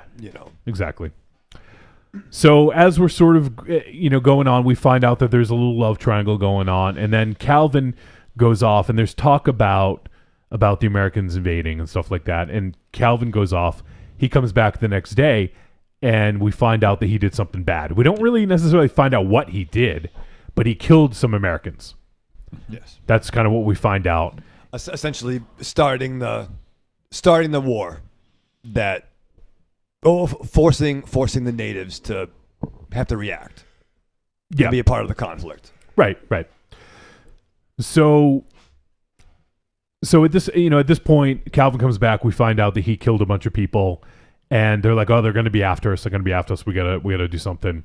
So they go. I think they go back, talk to the mother. The mother says, "If you need help, go." Is it your cousin or your uncle? Uncle. Yeah, she said, "Go find your uncle. He's upstream." So they basically, and then all of a sudden, they get separated. And then Joshua meets up with the Americans. First of all, he meets up with Ian Collette's character, who is the kid. What's his name there? Miles. So he meets up with Miles sort of on this little brook, and they have a little encounter. And Miles is a little skeptical about him, wonder what he's doing there. And then they're questioning each other, and Miles is like, "Yeah, me and my men." And then he's like, "Yeah, there's two of us." And he's like, "You said men." And then there's a little standoff. Yeah. The others start showing up. The other Americans start showing up. And then Calvin comes and he throws a knife in someone's head. Is that what happened in that one? I think he threw a knife in someone's head. He doesn't help the situation. No. He really needs to stop. He does. A little hothead. He does, yeah. So, and then after this, now the Americans are obviously fucking pissed. They're after these three. They run, they hide, and then the Americans sort of like get a little ahead of them. So they're trying to decide what to do. They meet back up with the Native American mother and trying to figure it out. And it looks like she has some other siblings or family members with her. And then when they're there, we have Noah Sagan's character. What's his character's name? Yancey. So Yancey shows up, and he's kind of like a diplomat. He shows up like a diplomat, like, "Oh, I'm just here to talk. I'm not armed." And then the rest of the Americans show up and pull guns. There's a big showdown, and then who gets out of hand? Well, the colonel was trying to basically say they just wanted. They want Calvin. Yeah, they want to take him to Fort George. I think yeah, it was. You fucking killed my men. You're fucking coming. Yeah, we just want to take him back. That's it. He's the colonel, but the captain has other ideas. He wants straight up vengeance. Yeah, and Ezra Buzzington's character was Hezekiah Holt. And he's just kind of like a loose cannon. He's fucking great, man. Yeah. Like a great mustache twirling villain. You know? Sans mustache, by the Sans way. mustache, yeah. But very much like picture like Grand Moff Tarkin. Yeah, You know, Yeah. like kind of vibe, and wanted to just kill all the natives. Jakey says Noah Sagan and a silly hat. Jakey loved that hat. That's a fucking lame hat.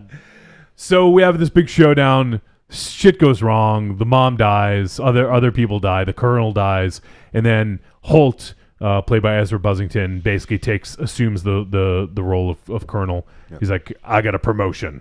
Yeah. Okay. Batshit crazy dude. Yeah, and so then they all go off, and I don't want to get I just kind of want to set the scene of what's going on, and as we sort of go through, obviously a lot of Oak's family has died and or being chased down, and then they end up kidnapping. At this point, I think they kidnap Calvin, and they basically torture him. Right. And that torture scene was pretty brutal, right? Oh God, yeah. And Miles is like, "Hey, we're not really supposed to do this. We're just supposed to bring him in, have him tried." Well, it wasn't him that was saying that. That was Sherwood. Yeah. He was the one with the glasses who had the big the eye injury on his eye. Saying, hey, we're not supposed to be torturing these guys. We're supposed to be bringing them in. Yep. Right. It was a worse torture scene than for some reason the kind of litmus torture scene, right, is Reservoir Dogs, right? Like, right. Because you don't have a lot of things but this was bad because literally it was like they were doing it on a coffee break. There was something weird and the music, it was something just so unsettling about how a matter of the fact everybody was about it. You know what I mean? And definitely, that's this dude's gimmick. Like, he does this. You know what I mean? You get that, where it's like, oh, you do it better. And, no, it's your fucking turn, asshole. Right.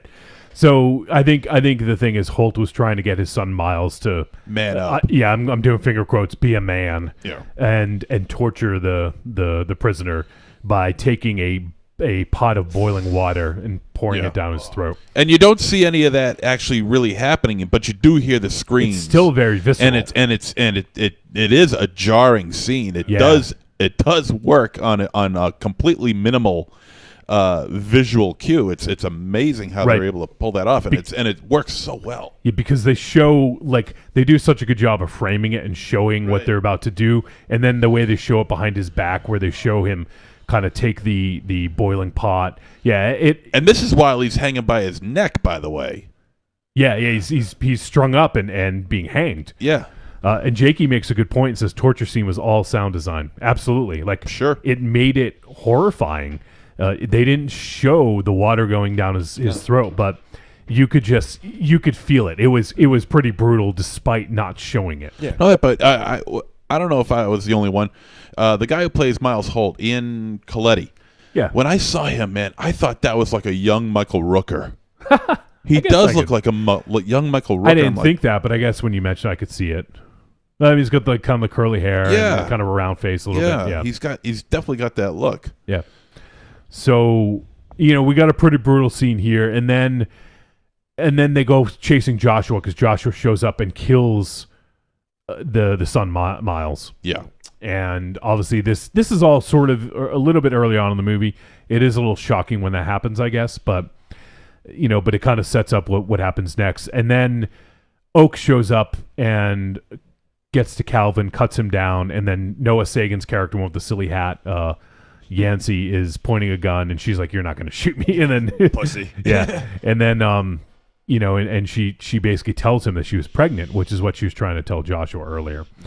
So from that point, we get into this kind of chase where they're now chasing down Joshua and Oak. Mm-hmm. And there's a real cool scene after that. There's a real cool scene it was like I don't know what you'd call it. It was almost like a drain pipe. Like it was a little... Oh, the underground cave? Underground cave, yeah. It wasn't even a cave. It was like... It was a bear den.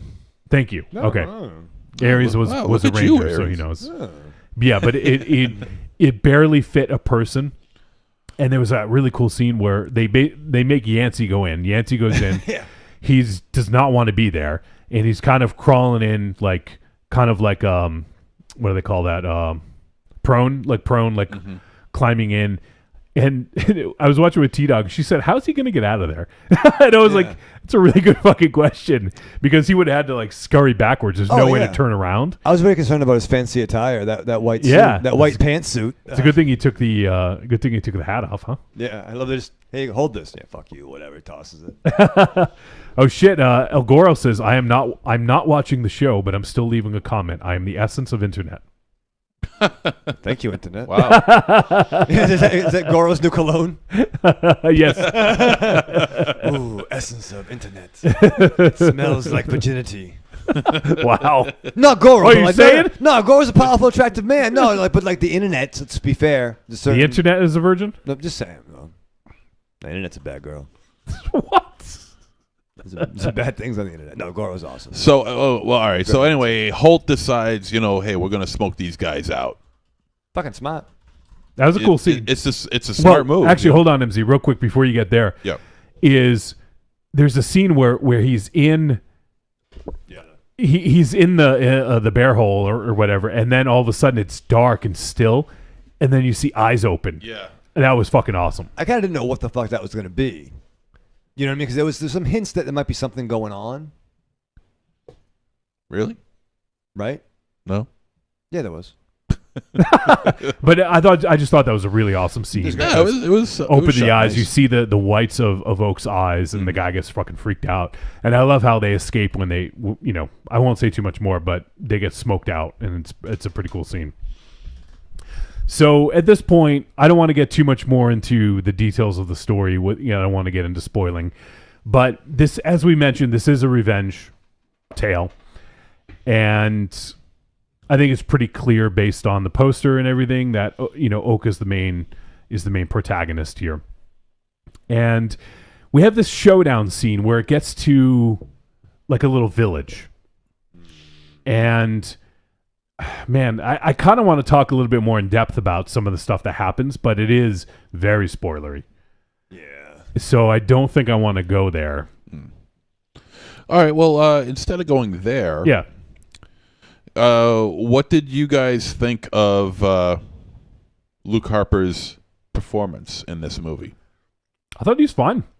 He didn't have a lot to do. Yeah, he had to look menacing and look big and strong, which isn't tough for a guy who's like 6'6". Yeah, yeah, that's the only thing. I felt like he was. Pardon me, MZ, but I'll tell you what was tough is the times where he had to look sad and timid, and I think he pulled that over. Maybe not the time when he was like having like a tragic moment when the original commander died, but like there was a lot of times where he looked legitimately scared, and that's tough to pull off with a big dude. Oh, sure.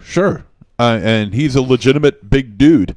I just felt like because I don't know if it had to do with this being his first acting gig, that they kind of minimized his role a little bit.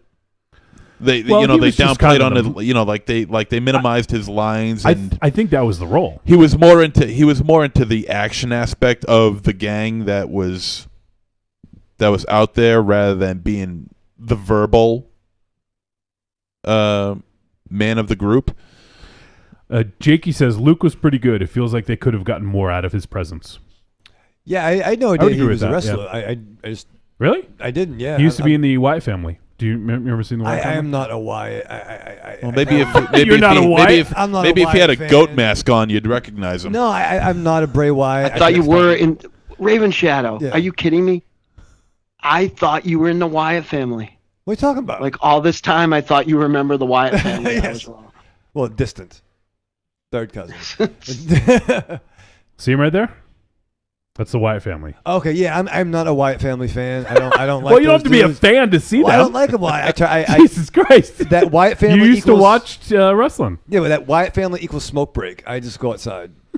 In my own house, I go outside. No, but when he was on screen and when he had stuff to say, it was pretty interesting. I dug his character. In fact, I think he was my favorite character out of everybody. Honestly, in the trailer, I was a little apprehensive because I was like, oh, like it looks like it looks like the stuff they showed in the trailer was like almost cringeworthy. But watching the movie, I didn't think that at all. I thought he was a presence. They utilized him correctly, and I don't think they tried to overextend what he could do. Maybe he could have done more, but he looked the part. He looked great on screen, and he had the look. You know, he definitely had the look, and I certainly hope that this isn't his only acting gig. Chances are it won't be. I thought the whole American squad really came off like they were. I mean, obviously the kid was new, but they all came across like they've been doing this for a long time. Yeah, they've been in this kind of war in this life. Yeah, you know? I would imagine that is true. Yeah, and so Jakey also says, but I agree. The nuanced stuff where he had to be afraid and the scene by the creek with the tracker guy were really good. Yeah, I agree. I thought he was fine, and I'd love to see him in more stuff. You know. And I thought it was cool that they actually, you know, as I mentioned earlier, played up his injury, you know, with because he was rehabbing a knee injury. So I thought that was pretty funny that they did that, and they also kind of use it in the film as a and that looked like it fucking hurt too, man. The way that was. Ooh. Jakey wants to see a sad indie dramedy with Luke Harper and Dave Bautista.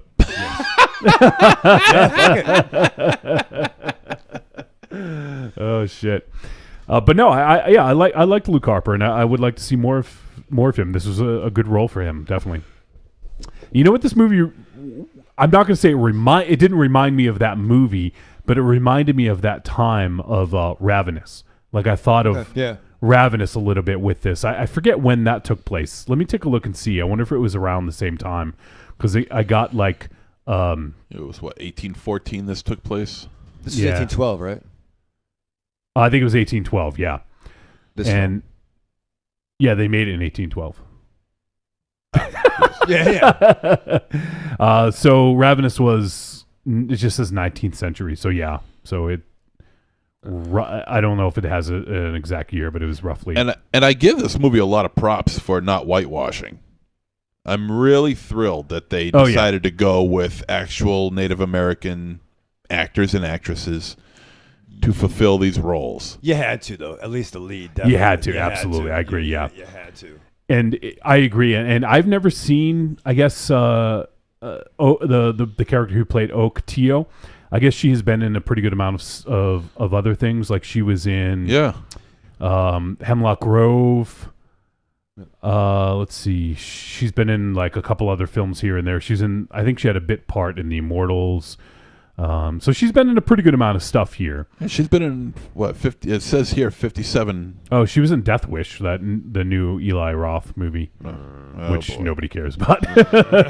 Well, she had a good run. Yeah, but no, she's had.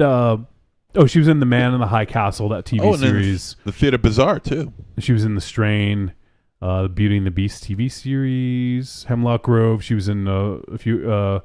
I think all the episodes of that. So she's been in a pretty good amount of stuff. And Assassin's Creed 3. And Defiance, that TV show Defiance that was on Sci-Fi.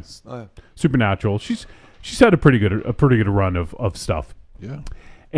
But yes, I'm really glad that we barely know Ted Geoghegan. We had him on the show, but in just talking with him that one time, I feel like he has enough sense to know to make sure we do this right. You know, and they even had, looking in the credits, they had consultants, that were on board with this. And I think it was important to get it right, especially now in this day and age, especially if you're kind of dedicating it to the people, the protectors of Standing Rock. I mean, you kind of got to do right by it, you know? Yeah. And they did the right thing. He played it smart. Yeah, it did a lot of good stuff in this. And I thought Tia Horn was awesome in this too. Like she was she was great. Real good. She was great. She can carry a film. Absolutely. And, so I think I really wish we could talk a little bit more about what's going on at the end, because I have a lot of questions or things just I would like to discuss. Maybe we'll do it during the break, but I guess what we can do here is let's just talk about kind of the ending as insofar as, did we enjoy it? Did we like the direction it went? We can kind of do that and be kind of general about it, And Jakey says, look at SJMZ, attaboy. You turn a new leaf, Monster Zero, being a social justice warrior. I like it. Thank you. Yeah, I like it. So as we get into the revenge tale, it kind of hits late, right? That's the thing that surprised me. Mm-hmm. Agreed. And one thing I'm actually kind of a little bit surprised it hasn't been brought up yet, but me and T-Dog were kind of reading a little bit about it, reading some reviews, seeing what people thought of it. And one of the reviews, I don't remember exactly how it was worded, but it basically, the thesis of the review was that this is a revenge film and it takes rape out and adds in race. So it's like a race revenge movie. Interesting. It's a new genre. Yeah, exactly. Because MZ, I mean, you like I Spit in Your Grave, right? Mm-hmm. That clearly has the through line is this woman gets assaulted, and basically the rest of the movie is her getting vengeance and revenge upon these men who did this atrocity. You know, which would very easy that could have been this movie, right? Which Sure. Go ahead, Mars. But I mean, there is a lot of social commentary in this film from a historical point of view, but I think plot-wise it's much more simple than that because there are a lot of films. What actually got flipped here wasn't the race, was the sex. Because there are a lot of films where someone's lover or wife is murdered, and they take revenge. You know what I mean? And though this time, like as opposed to like Death Wish. Mm-hmm. But in this case, it was this weird cultural thing, and she had two lovers, and wasn't hung up on the mores of Christianity and supposed society and their committal wish-wash, and she took revenge on basically her lovers or her family, and her whole family was killed. But like the real impactful thing, at least from the movie's point of view, like she was obviously devastated, was that her lovers were murdered, right? For trying to do the right thing. Yeah, which is a pretty normal revenge sort of thing. I just watched that great I forget the name of it, that James Wan, I think it was, revenge movie with Kevin Bacon. Oh, Death. It was the one from 2007, right? That one. Yeah. He ran afoul a gang, and they showed up and killed his wife and kid. It was more. I do like. I'm not dismissing the social or historical commentary that this film has, but I do think the launching point. It was Death Sentence, Mars, right? Yeah. Right. Yeah. Okay. I really like that. I do think the launching point was more. Jakey actually described it perfectly as a really good cover band. It was a good launching point it was this more simple launching point, for this film than, you might get distracted in with all the stuff that's going on. But in reality, this is a tried and true plot, it just is kind of confounding, I think, because you had a polymorphic 3-person relationship, I guess, and not a traditional family, and I think that's kind of what throws it off, but that's a statement in itself.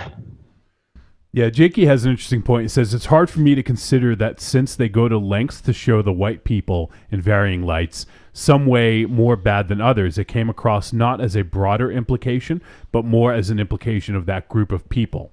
Maybe the bad guys were less defined and more broadly threatening. So I think what he's saying is it came across not as a broader implication of race, but more as an implication of that group of people. So yeah, it's that makes sense when you think about it. It's hard to know for sure what the filmmaker was thinking, but I mean, there's a few things in here where it seems clear to me that there is some social commentary thrown in there, specifically about the relationship between Americans and Native Americans. There was one line specifically later on. Let me pull out the line where he says, "How dare you show me that again?" Well, that's great, because I think what it also shows is the similarities between even Oak and Holt's character. Yeah. You see a kind of rapid escalation of Holt's, desires, so to speak. Yeah. But I think I made the comment that he's definitely a villain in the classic sense. Oh yeah, he's. There's no doubt about it. I mean, there is some shades of gray because of he had loss and he dealt with other things, but there's no doubt about it that he was painted as the villain. But he does. You see some humanity into him, and yes, you can kind of see, and even Oak and Holt, they're in the situation that they didn't particularly cause. Right. Neither of them caused. They're like defending their people and their honor and themselves. Because Two Rivers kind of fucked things up in the beginning, not that things wouldn't have gotten out of control at some point. I actually, one quick point about that, I was actually wondering, I was talking to T-Dog about it, and it was like, well, he kind of did this bad thing, but they also were at war to begin with. Correct. So in war, you do things that maybe you don't necessarily mean to do or would want to do normally. But in war, you got to look out for yourself, and that's, I think, what he was doing, Right, he believed in the cause that Joshua had, and he was very much, once again, could those troops have a week from this film, then be in there killing them? Yeah. Maybe it might have happened, but yeah, I liked the similarities between Holt. And there's definitely some there for sure, and that's a good point, Ravenshell. You point out that they each were in a situation that was not of their own doing necessarily. Right. And there's some good comments. Let me quickly read. T-Dog says, but I think, this is in reply to Jakey's last comment, but I think that group of people represented a sort of cross-section of the typical soldiers at that time, so you might infer. And then Jakey says, it just dilutes the power of the message, though. It lets white people off the hook by basically just painting these guys as evil and not all Americans. And he says, as a white guy, I can just disassociate by saying, well, I would never torture someone. So you make them just elementally evil, or you make them largely faceless and monolithic to give it the sense of overwhelming evil. Now, I imagine that Ted Geoghegan and Grady Hendrix, to a lesser degree, as the writer, I imagine they probably didn't want to come in and paint it as all white Americans are terrible people. So maybe there was a concerted effort to say, hey, let's kind of make it about these guys, but you can extrapolate from that and say, yes, it is a larger group of people that are this way. Because by and large, most Americans don't give a fuck about Native Americans, right? Mm-hmm. By and large. I'm not saying everybody. I know specifically people that have and that would protest with Native Americans. Especially the Standing Rock stuff, What do you mean by the don't give a fuck, though? I'm saying most Americans don't give a fuck about about even talking about the Native Americans and how we've taken their land. They just don't give a fuck. They're like, well, it's ours now. Right. They don't care about the history of it or how it got to be the point that it is, So, it's just one of those things. I mean, we obviously don't have a good, as we were growing up, we probably weren't taught the right history. So we probably didn't even have a good understanding of what happened. It's just only through time that we've learned sort of more of these atrocities, Right. And I mean, it's so completely like essentially eradicated. It was what our growing up, it was cowboys and Indians, right? Yeah, exactly. They're the bad guys. Yeah. Or you might get Tonto. He was the good one. Right. He hangs out with the Lone Ranger. Or other than that, you might get a cigar store. With the guy. I mean, really, have you ever? I think this was a Chris Rock bit, or someone said it. Have you ever seen two Indians together that didn't show up at the same car? Right. Anywhere. And Jakey says, we don't give a fuck about Native Americans. They have zero presence in the national conscience, and that's not our. It's not our. I mean, it's because of the way that they've been sort of like almost demonized. Like, and actually looking at this movie, they're called devils and monsters and savages. Cannibals. Cannibals.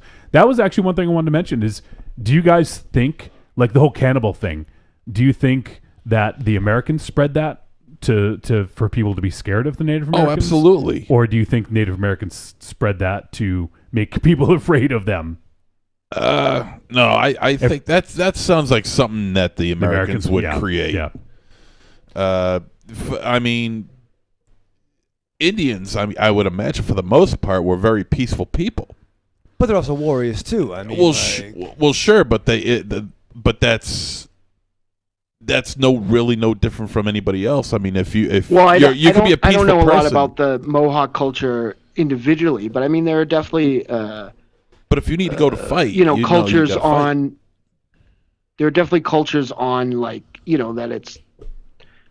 And correct me if I'm wrong and just buying into the hype, but I feel like I've seen things about cultures that did eat their enemies to gain their power. For whatever reason, gain their power, gain their wisdom. So it's not impossible that there were some tribes or whatever from a domestic point of view that did that. I don't know anything about the very many Western Native American. Well, it's not impossible, but it's also highly unlikely.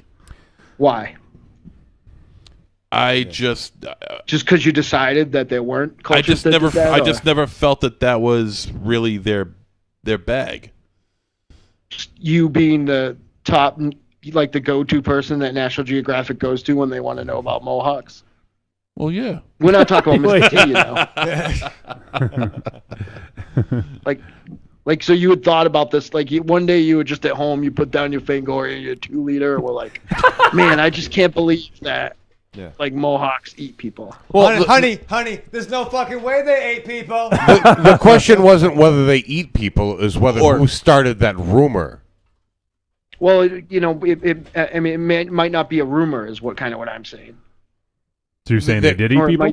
There's been no definitive all proof. Native American, there may be a race that did that, and they were saying maybe they just lumped. Well, to be fair, Native Americans. Not all Caucasians eat people, but we know some motherfuckers that did. Right. Jeffrey Dahmer. Yeah, I think the point. I mean, it was more or less, I guess, a rhetorical question. The point is really that. I think the Americans kind of spread that because they call them savages. They said the devil devil is in these woods. It's kind of like they really talk them down. Yeah, any negative term that they were willing to find, they'll use it. Yeah. Well, I mean, probably from fear. I mean, probably some bad encounters. And it could be, sure. I mean, are you defending them now? No. I'm saying, obviously, people probably were killed by natives. Because they're fucking pissed off. Of course, because they're being invaded. So they have, they had every right to, if someone's coming into their land and trying to take it. And that's the thing, that you're gonna fight your enemy. So then stories are gonna spread. So a couple of warriors could descend upon the family, and they're not caring about it because they saw their family killed, or they're just fighting. Yeah, and T-Dog says it was used for fear mongering, building a case, us versus the beast, which we do. Yeah.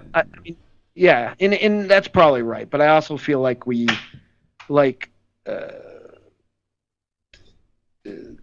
it's that sort of thing. The two wrongs don't make a right. Because we were bigger monsters, I feel like in a lot. This happens in a lot of bad genocidal, terrible situations because we were bigger monsters. I think that we tend to create a legend of the term. We don't want to use the term whitewash, but I feel like we tend to forget. We paint the people who were victims in these situations of our terrible imperialism as angels, and that's probably not always the case. Just even from cultural points of view, if we had taken over different parts of South America and stuff like that, or went down and conquered the Amazon area more, we would have had. It's just different cultures with different points of view and different things. We don't want to make the Mohawk or a warrior race. We don't want to make it sound like they were fucking planting flowers and right. They fought each other. Their fair share of killing and raping poor people who wandered into their territory, so I mean, it's just a matter of I don't think that they ate people, but it's just a matter of I feel we're afraid of what we don't understand, and that's totally true. And when you're an imperialist society, you tend to like want to paint the people that you're taking over as the worst possible people. But like, also let's not, all I'm trying to say is let's not pretend that like, you know, if you rolled into North Grafton and tried to take it over tomorrow, not everybody there would be like, not as a town, we wouldn't be fucking all angels, you know? Right. Right. You'd be leading the Ray. non-angels. Jakey said Wikipedia said that the Mohawk people built their entire social structure around eating weak children. Yes. And then right after that says that's actually not true. I just want Wolfie to say this out loud. And they created extreme sports. They created the snowball. No, that was the Chinese. Okay, sorry. From 800 BC or AD, whatever. Yes. Humble Eddie says, if there's 2 or more of those Native American novelty stores in a mall, I know I get pissed. Jeez. He says, well, That's how you know your mall's closed. If you got 2 of those, if you got 2 places that's selling Native American blankets and samurai swords, that mall is closing, sir. Yeah. So I want to start to wrap this thing up. What did you, I guess in a general sense, I want to know what you guys felt about the end of this. I know that there was a couple scenes I really wanted to talk about. There was some nice symbolism. Yes. There was nice symbolism in this. I don't know if you guys picked up on it, but there's that scene where after something happens, you kind of think it might be nearing its end. Mm-hmm. And then they cut away and then they show the leaves and then you can see the upturned leaves. I know Aries knows what that means. What does that mean, Aries, when leaves are upturned, like when they're blowing and they're like upside down? It's gonna rain. Yeah, see? There's a storm coming. So when they did what they did, there was a storm coming. And then they show the Americans, they're sort of in the woods, kind of getting their bearings and taking a quick break. And there was also like I saw like what looked like spider webs around. It was like kind of shimmering. It was really subtle. Yeah. It was I almost noticed that. like they were caught in a web or within the web, which I thought was a nice little thing as well, whether that was intended or not. I assume it was. But I just thought that was really cool. And this is almost like a revenge film that plays the long game, Oh, yeah. Yeah. Because, MZ, I know you've seen a pretty good amount of revenge films. A lot of times, the bulk of the film is the revenge, right? It's getting back at these fuckers, Mm-hmm. This was not quite like that. No, it was the format of that was almost the opposite. Almost the opposite, yeah. So where the revenge only takes up about 20 minutes of the film, 25 minutes of the film, as opposed to maybe 45 minutes of the film. Yeah, exactly. So I thought that was kind of an interesting take on it. And once that happens, I do have a lot of questions, things I want to know or at least discuss with other people about that end, some of the stuff that happened in the end. There was some machinations, we'll just say that, Raven Shadow, right? Yes. Without giving too much away. How did you guys feel it wrapped up? Was it a satisfactory ending? No. Okay. Yeah. I thought the ending was satisfactory. Kind of how we got there wasn't as satisfactory as I would have wanted. I disliked the entire third act of this movie. Okay. Interesting. I loved it. It just didn't work for you, Aries, or Mainly because I didn't know what was going on. And Okay, I cannot elaborate without spoiling. yeah. I know what you mean. I mean, yeah, it's not like it's something we've never seen before. We've seen it in that kind of format of revenge in films before. So this is nothing new. So it kind of downgraded what we've seen up until that point, because what we've seen before then was actually really quite good. The final act in this film kind of brought it down a bit because it's so cliched. Well, there was a line of dialogue that I thought was just a line of dialogue earlier on. But then as the machinations started happening, I was like, oh, okay, that's what it is. Yeah, there was, like I said, there was that one line where Holt says, "How dare you show me this again?" or something like that. And I thought that was really telling, because that's kind of like we thrust a lot of these atrocities back at Native Americans over time, and I thought that was kind of a nice little sort of like him like, you're getting upset at this. Like, what have we dealt with as I'm speaking for the Native Americans, like, what have we dealt with, and you're upset about this one transgression, Right, yeah, I just thought that was kind of an interesting thing, and I imagine that was kind of the point of that line. But yeah, I had some issues with the end. I liked the way it ended. I liked the progression of it, but there were some things that were maybe not clear, and maybe it doesn't matter that they weren't clear. And maybe the point is the destination as opposed to sort of how we got there. Well, because it's not even that they're not clear, as they flip-flop as to what could be happening. Yeah, I mean, I guess you could ascertain what you think, but there's no clear this is what happened, And there were some things during that last fight that were like, whoa, where did that come from? Yeah. And then there were some other things that made you think, like, well, if you could do that, why couldn't you do this? So there was some stuff that it wasn't flawless for me. I really enjoyed the ending of this, I will say, and I liked how they took that revenge film and basically truncated the revenge part and showed more of the build up to it, because I think it had more emotional impact because of that. Because like we said, MZ, when you're talking about like I Spit in Your Grave or something like that, we get like 10 minutes of the act of being violated. Was it like 10 minutes? No, no. no. It was like 20 minutes. Okay, yeah, it's been a while. It's like 20 minutes, right? No, it's more than that. Jesus Christ. It's like 50 minutes. Yeah. Really? I haven't yeah, seen it in like 10 years. Yeah, so. it's pretty lengthy. All right, well, that's a little much. Because it but stops and goes back to it again. That's right. You're right. It's 3 separate times. Oh, God. Jesus Christ. And it lasts until about maybe halfway through the film. Yeah. Jesus. All right. Well, it's pretty. Let's use another less offensive revenge movie, The Crow. Yeah, I was The Crow. Thank you. Where it happens pretty quickly, and then it's the bulk of the film is the revenge part, of picking them all off. But this wasn't necessarily that.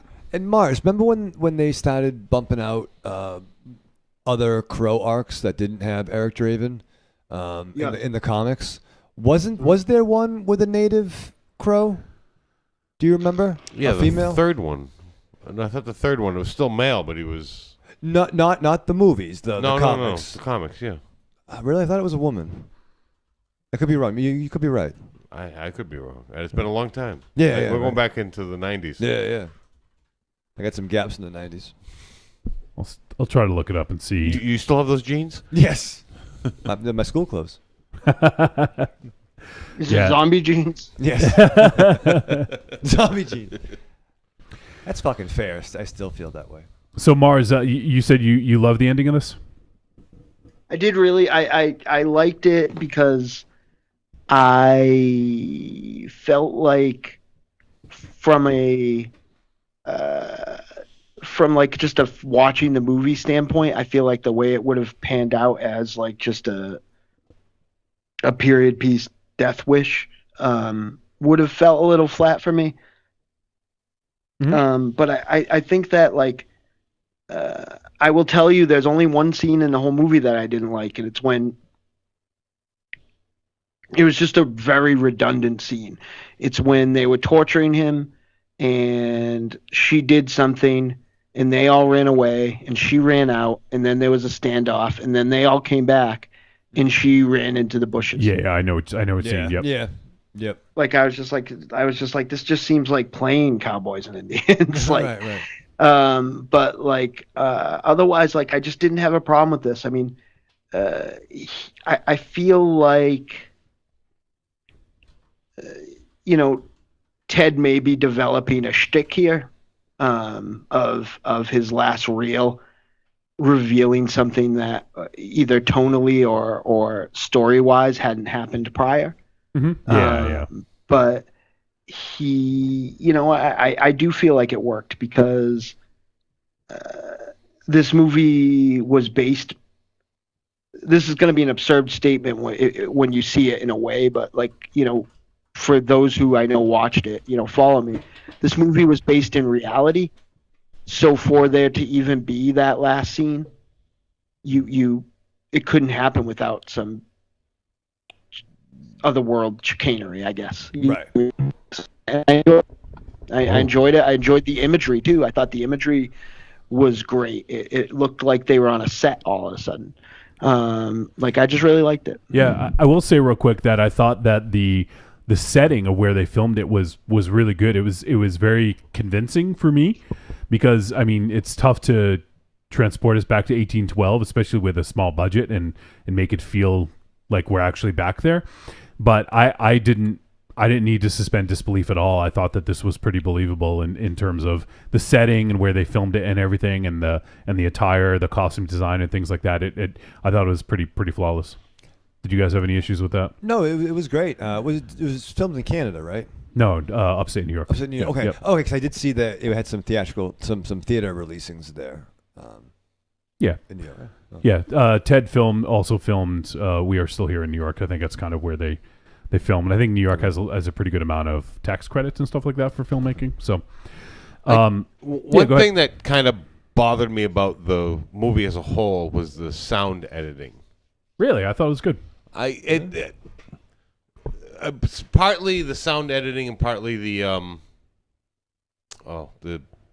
it's escaping me. Foley, yes, the Foley didn't match up to what was happening. The background sound effects were a little intrusive at times, and the Foley sound effects didn't match up to what should be happening at times. Interesting. No. Yeah, I didn't think that at all. I mean, I tell you, the point where it really brought me to pay attention was the boiling water scene. Yeah. Had the pot on the fire. Didn't hear anything. They pulled the pot off, brought it over, and all of a sudden now you're hearing boiling water. They stood and talked for 5 minutes, and you're still hearing boiling water. You should never hear that once it's off the fire, and that just started to make me pay attention to sound effects and sound editing. Interesting. Speaking of sound, so there's been some discussion. I've seen some people not crazy about the score. I enjoyed the score. I saw some people talking about the fact that it had sort of it wasn't all electronic, but there was some electronic instrumentation in it.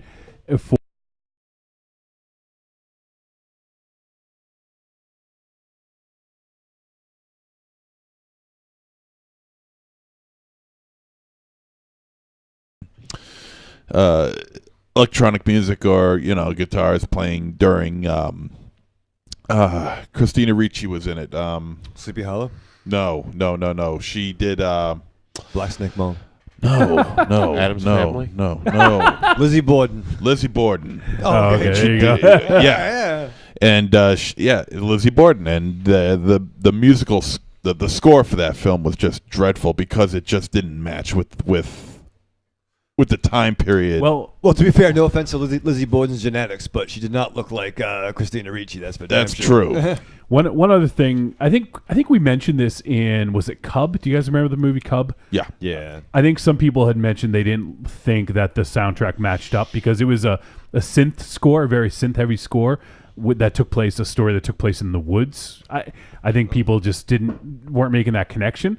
And I think that there was some more traditional instrumentation in this. I thought there was some really cool sounds that they used in the soundtrack, and I really enjoyed the score.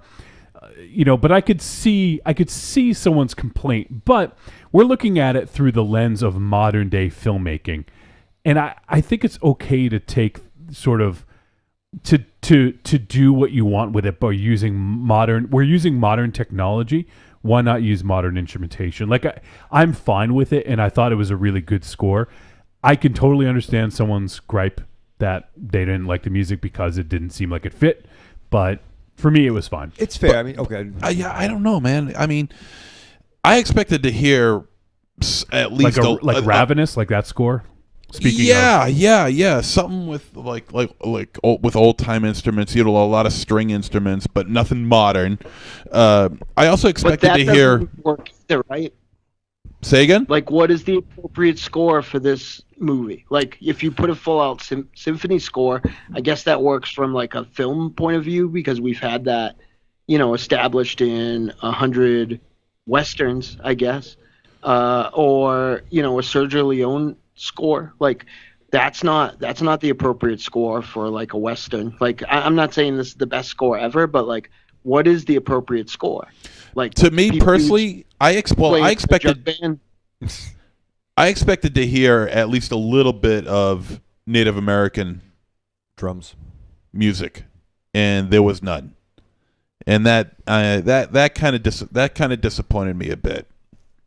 All right, I don't want to harp too much on that. I just wanted to talk about the score. I enjoyed it. I can understand if someone didn't. It wasn't a fucking Knight's Tale playing Queen. We Will Rock. Yeah, right. Exactly. Yeah. So, a couple minutes ago, this is maybe 10 minutes ago, T-Dog said "Flesh and Blood," the Crow "Flesh and Blood." Thank you, T-Dog. And just real quick to read the synopsis: The Crow "Flesh and Blood" is a graphic novel in the series begun by James O'Barr with The Crow. The haunting saga of death and revenge made into the internet. All right, I don't need to read that. The plot is the saga of violent retribution set against the spectacular background of the Western Mountains in which Iris Shaw, a federal conservation officer, dies when her office is dynamited by a ragged band of right-wing terrorists. Her tortured soul cannot rest because not only was she unjustly murdered at the time of her death, she was an expectant mother. Raised from her coffin by the Crow who answers her thirst for justice, Iris exacts a terrible vengeance on the leader and his gang. There are some similarities. I can see why you mentioned that. Yeah. So, yeah, I've never actually read Flesh and Blood. Was it good? I just remember it. I think I might have had a couple of issues and maybe reading Wizard. You hate female leads. No, I don't. Yeah, you do. No, I don't. You do. You've told me that. When? Well, maybe it's 92. Yeah. It was times. These times are changing, Aries. Yeah. Maybe he feels differently now. All right. Yeah, that's a little strong. Jesus. Oh, T-Dog has it at home. Looks like I can read it. Get some homework. And T-Dog also says, I wonder where that waterfall they filmed was. So do you guys remember that? Like, right? Yeah. That looked awesome. She thought it looked familiar because there's one, I guess, out in Western Mass that looks very similar. So we actually thought that they might have filmed it in Western Mass, but we looked it up and it was in upstate New York. So, all right. Anyone else have anything to say before we head to verdict on this one? I thought the gun battles, once again, not been in a gun battle or been in 1812, but it seemed like accurate. Like the bullets didn't having to reload, and then not everyone hit. They didn't have magic good guy bullets. Well, Jesus with the canoe had one. What happened to that dude? Yeah, I didn't understand what was up with him. He spoke French. Yeah, he's a trapper. Yeah, Jesus Christ. Yeah. Why did he have a magic bullet? I don't know. I kind of waited. I wanted. He's to Jesus Christ. He can have a magic anything. Wow. I thought I missed him hitting something. Jesus Christ and the amazing technical panache.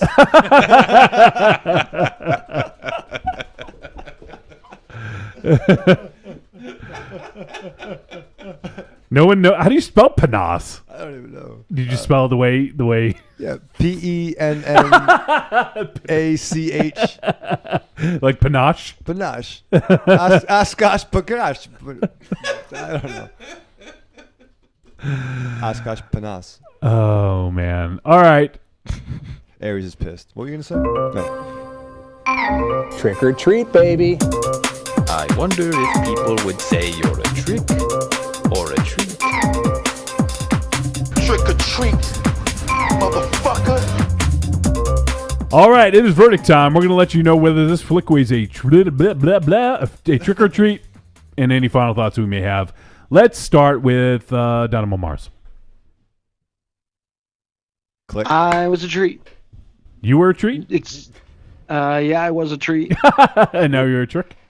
I was a trick, and then I was a treat for the person I was a trick for. So it was a treat. but I could make that rhyme even more blue, but I will pull back because we are in a mixed company. See, I appreciate you, Raven Shadow. Thank you. But the I mean, this was.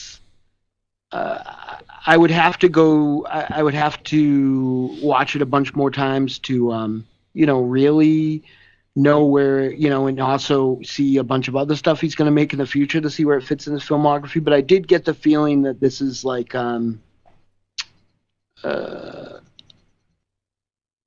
bit of, this isn't. This isn't like you're next after A Horrible Way to Die. This is more of like if you flip those two movies, like this isn't like something that's like I think he'll get a lot of press because of the politics of it, but I don't think that he will. This isn't going to cement him as the force of nature I wanted him to be after We Are Still Here. But it didn't. It also didn't make him. It didn't make me think any less of him as a filmmaker. I just think it wasn't like I feel like that movie was almost perfect, and this is just a really good movie. Yeah, I do.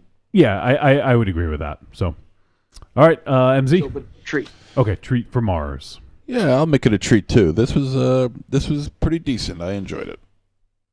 All right, Aries.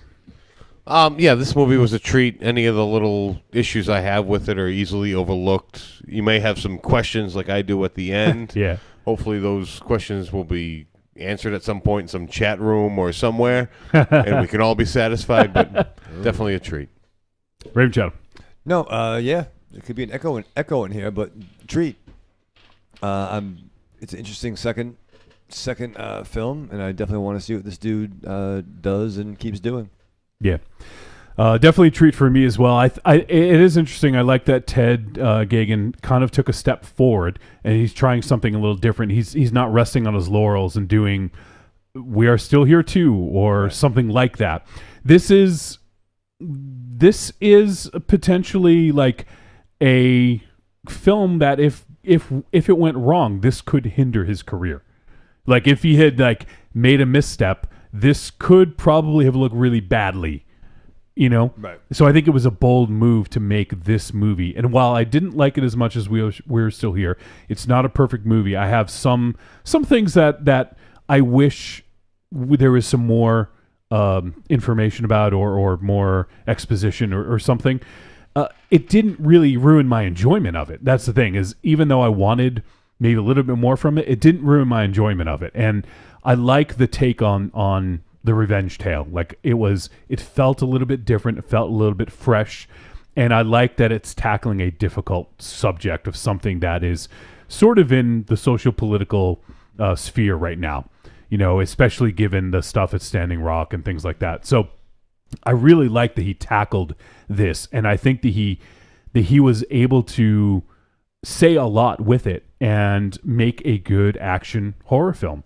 And I really love the character of Oak. Like I think she's flawed, and she comes off as being a very strong character as well. And I like that. I like that she has her flaws. She's not perfect. She's not a fucking like superhero, but she does what's right. She does what she believes in. And at the end of the day, you can't fault her for that. And it's kind of a powerful statement as well. So no, I mean, and it's awesome that we have a female Mohawk protagonist in a movie in this day and age, and I think that's pretty awesome. So props to Ted Geoghegan for making this movie and for having the gumption, I guess, to try to tackle this subject, because it's not an easy one, and I could see it going bad. This is something that people could see and say like, oh, like what the fuck is this, like this political bullshit. I could see someone taking that stance on it. So right. I think it is a bold move for him to tackle this, and I think that he did a very admirable job. And obviously, I'm very excited to see more from him, because I loved We Are Still Here, and I like what he did with this, and he showed us something a little different as well. It's not, like I said, it's not We Are Still Here too. He tried something different, and while there are some things that I think are slight missteps, they didn't ruin my enjoyment of it, and he made a real strong film. So definitely a treat for me. So that is going to do it for our discussion or review discussion, whatever you want to call it, of Mohawk. And if you guys are interested, based on what we said, we get all treats. It is available on VOD. You can check it out on Amazon, on iTunes, any of those places. Give it a look. And I also think if it's not already out on Blu-ray and DVD, it is coming soon. So keep an eye out for that as well if you're into the physical media. And all right, moving on to next week, we're gonna tackle another. Netflix is just fucking releasing horror films left and right now. We're gonna be talking about a film directed by Paco Plaza called Veronica. Now, some people have been talking about this. I saw someone posted on the Facebook group about it and said, "Hey, this movie is supposedly a really scary movie." So there's been a lot of chatter about that it. one? Yeah. So there's been a lot of chatter about this. Yeah. Is this the one that got like 100 on Rotten Tomatoes? That I don't know. Okay. But it was directed by one of the directors of Rec. So you guys remember we did Rec 1? Yes. That was a duo of people who directed that, and one of the directors, Paco Plaza, went on to do this. So it's been getting rave reviews and supposedly very scary film, and it's available on Netflix. So there's no reason not to watch it. If you have Netflix, watch it. I don't know if it's available all over the world or if it's just here in the States, but I imagine you could probably find it because it's a Netflix exclusive. So you looking forward to this one, MZ? I am now, yes. And I'm looking forward to, we got some cool stuff coming up the rest of March. I'm looking forward to checking out the other flicks that we have. So keep an ear out for those. And name is Veronica. I don't think we have anything, I don't think we have any guests lined up, but I do have a couple emails out to some guests. So it's always possible we could have a guest pop up. So if that happens, we'll try to let you guys know in advance. And I think Elvis Costello did a song called Veronica. Yeah, I think he did. Yeah. All right, well, we're going to cut to a break. We're going to come back. We got a few voicemails. With Paul McCartney on bass. Sorry. Oh, was it? Yeah. Yeah. And Mars, since we're still early in the evening, you're good to hang out still? Yeah, I got nowhere to be. Okay, so we just got like 3 or 4 voicemails we're going to get to when we get back, and then we'll wind things down. So we'll be back in, as MZ says, 2 and 2. You go through your week with the same old routine. What you really want is some blood and thunder in your life. Well, friend, you found it. The Cromcast is an adventurous journey through the history of two-fisted pulp stories. With your hosts, John, Josh, and Luke. We have action, horror, and adventure, all through the lens of pulp luminary Robert E. Howard. Don't just stay in your ordinary life. Find your pulp life at thecromcast.blogspot.com. The Cromcast. The Cromcast. The Cromcast. A podcast for the barbarian at heart.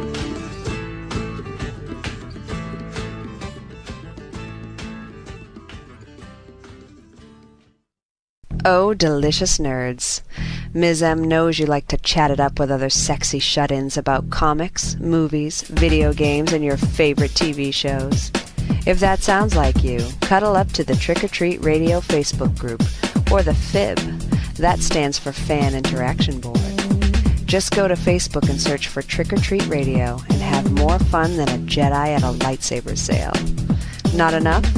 Watch us on YouTube, The Deadites TV, all one word. Last but not least, check out the world's most dangerous talk radio show, Trick or Treat Radio, at trickortreatradio.com. Trick or Treat Radio is the greatest podcast ever invented. The spelling is very bad. I'm not sure who wrote this. And the Deadites, the Deadites. Is that a company that procures houses? The Deadites. Oh, it's the Deadites. The Deadites are a fantastic musical act. That is what I was supposed to say. And there you go. There it is. Cheeseburger.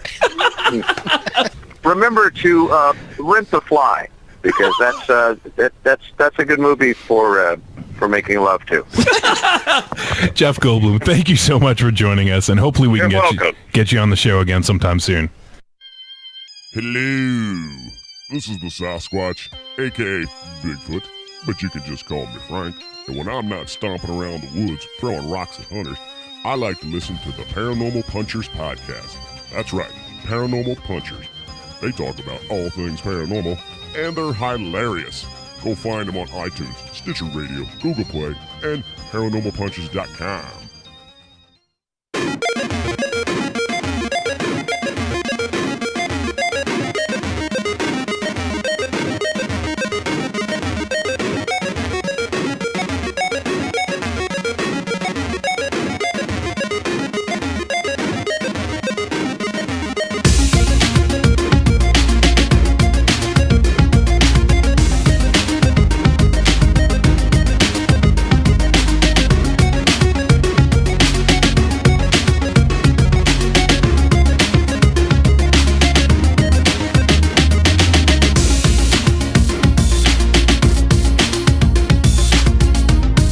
All right, we're back on Trick or Treat Radio.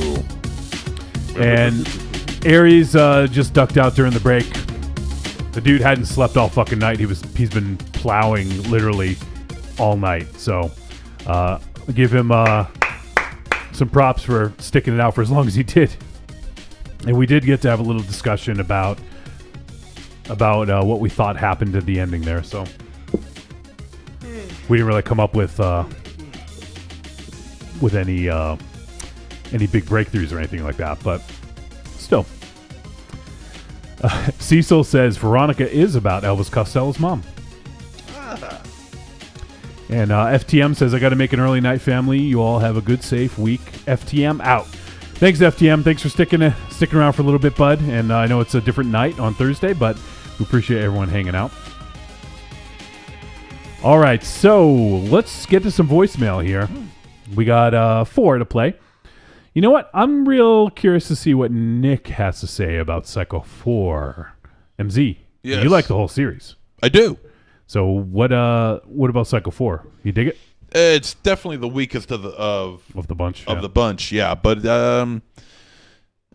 you get to visually see the history of Norman Bates as a child, and his trying to deal with his sins of the past through a radio talk show. Yo, shit! I literally haven't seen Psycho 4 in 15 years, probably at least. But it's a worthy addition, but Yeah, it's definitely definitely different. the weakest, and it's definitely different. Yeah. All right. Well, let's hear from Nick, and this is going to wrap up his series of Psycho reviews. Okay, let's round this up with Psycho 4. First with the grade. I think I like this one the least. I gave this one a D. So here we go. Going into every Psycho movie, I have to say, this was an interesting topic each film. Like, they took something essentially that's done with Psycho 1. I mean, you can't go anywhere. He's in prison. And then went, you know what? Let's have him rehabilitated in 2. Let's have him keep dealing with that in part 3, and stuff like that. So I was like, okay, where are they going to bring with 4? 4, they go even farther in the future, and they go, okay, Norman is now a husband. He's back to normal, and you know what? Let's do what for the times is popular. It's 1990. Let's call into a self-help radio station. Fine. Actually, a great idea. That totally fits for the time. Not a bad idea. Cool idea is he tells his whole early life story of him as a teenager. And, I'm sure Bates Motel took part 4 and went, this is a sweet idea. Let's make it into a great TV show. Never seen the TV show. I just hear that it's phenomenal. Kind of falls off in the last season or something. I don't know. Whatever, but great. Awesome idea. So what this movie does is he's telling about, how it was living with his mother, because all we know of his mother is being dead. For every movie, she's just dead. So, what do we know of his mother?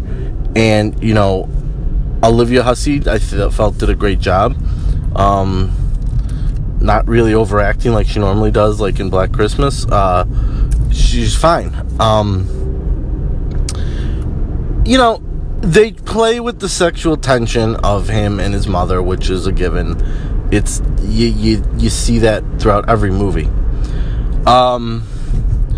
This one definitely isn't Norman Bates being Norman Bates from the first movie, because he's talking on a phone. He's not playing up. I still think I haven't finished one, but I'm gonna finish it to send out today.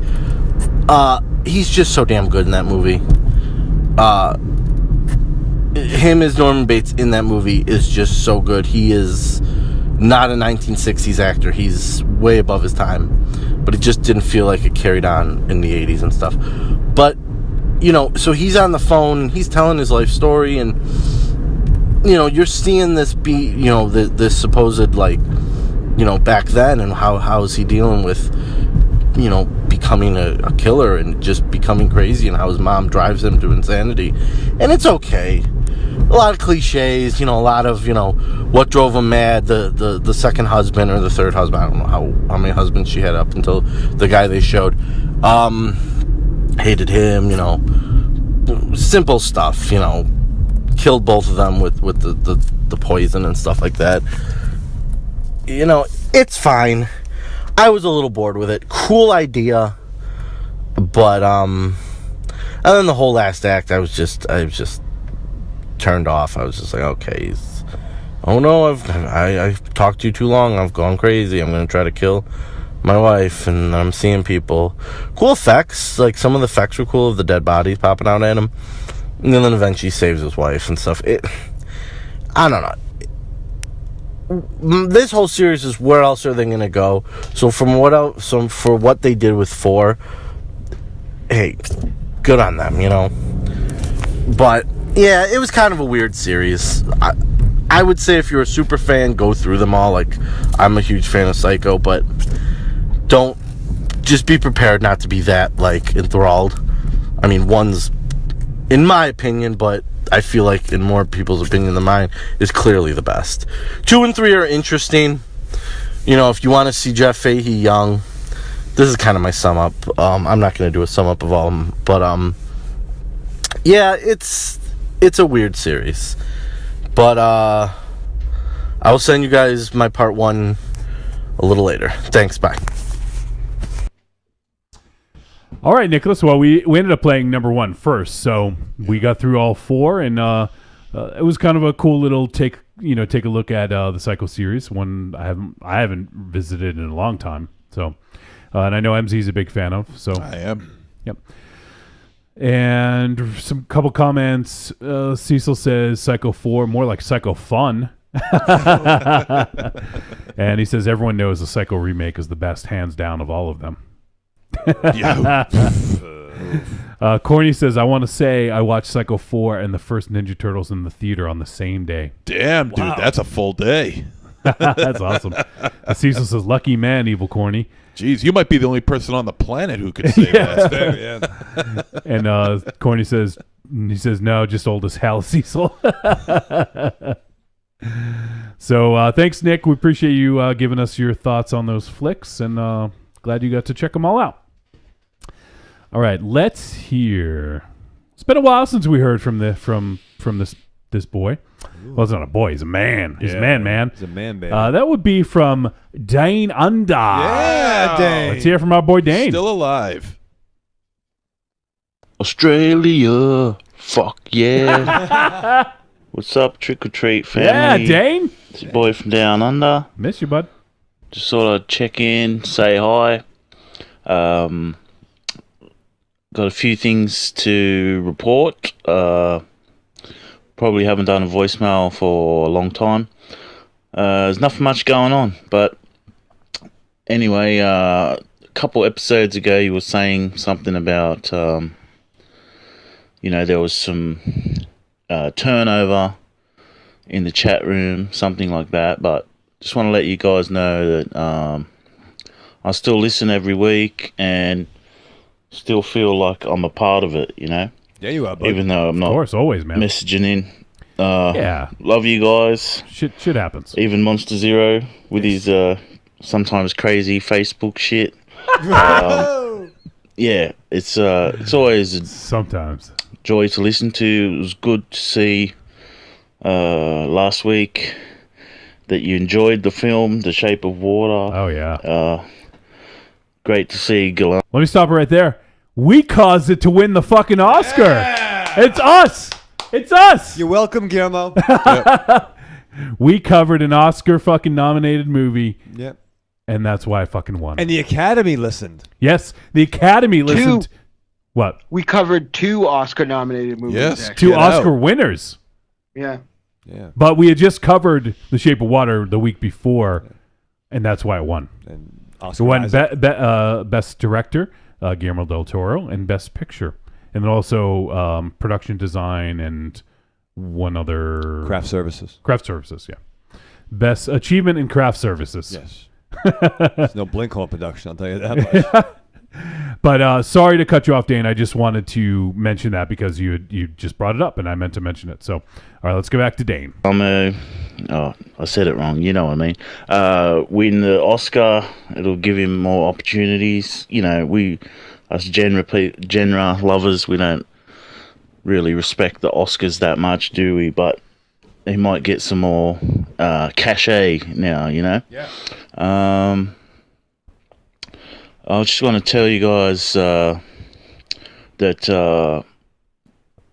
for once I get to go to like a convention or whatever you call it on Sunday. There's a thing in Sydney. Nice. I've got to drive about 2 hours, and it's called Monster Fest. I'm going to go for a horror marathon, 4 movies. I've just checked it out off the top of my head. Can't remember all the films. There's one called Cold Hell, which looks pretty cool. I think it's made in Germany.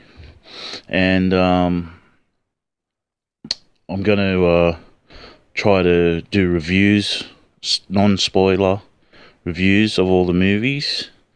I'm thinking maybe it might be cool to like watch it and then come out and do a voicemail straight away.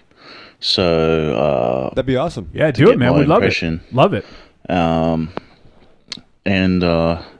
there's 3 of them that I know. One of them is a mystery movie, but I know what it is already. Remember when you had John Jarrett on your podcast a while back? I'm sure he mentioned a movie called Bore, and I've posted he did the trailer link a few times, but it's it's a sort of spiritual successor to that awesome Aussie horror movie Razorback. So it's about a giant wild pig, but it's apparently it's different to Razorback, by a guy called Chris Sun, who did Charlie's Farm. I haven't seen that yet, but supposedly he's quite a gory director. There's a lot of Aussie stars in this movie. You got, Ernie Dingo, John Jarrett, quite a few others which I can't recall right now. And so yeah, I'll give you guys the heads up on that one. I'm pretty sure I seen Monster Fest in Melbourne was played Bore as well, so I'm sure it's going to be that one. And yeah, I just want to say enjoying the show and all the best. I seen just a message for Mars, if he's still there. Yep. I seen Maranto. I can't quite say it properly. I think it's Maranto. Yeah. That's the movie From that Giraffe Evans and Ika US did before they did The Raid. And if anyone hasn't seen that, it's a great movie. You got to check it out. It's like a great premiere in the same way that Tony Jaa's first movie was. And all the best, guys. Awesome, Dane Under. Great to hear from you, buddy. And yeah, I don't remember what we were talking about. We were talking about the turnover. We weren't talking like negatively. We were just kind of saying that that's the way it goes. Like we seem to get a pretty steady stream of new people coming and checking out the show. Some people, whether it's life or other things going on. Like, we never begrudge people. Like, I can't commit to listening to a 4-hour podcast every week. I can't imagine other people can. So, absolutely, man. No hard feelings or anything at all. Like, we just love that you can contribute when you're able to, and if you listen to the show still, that's great, and we love it, man. So, yeah, we'd love to hear those reviews. If you want to go, give us some immediate reaction reviews, that'd be cool. And watch out for those wolf spiders.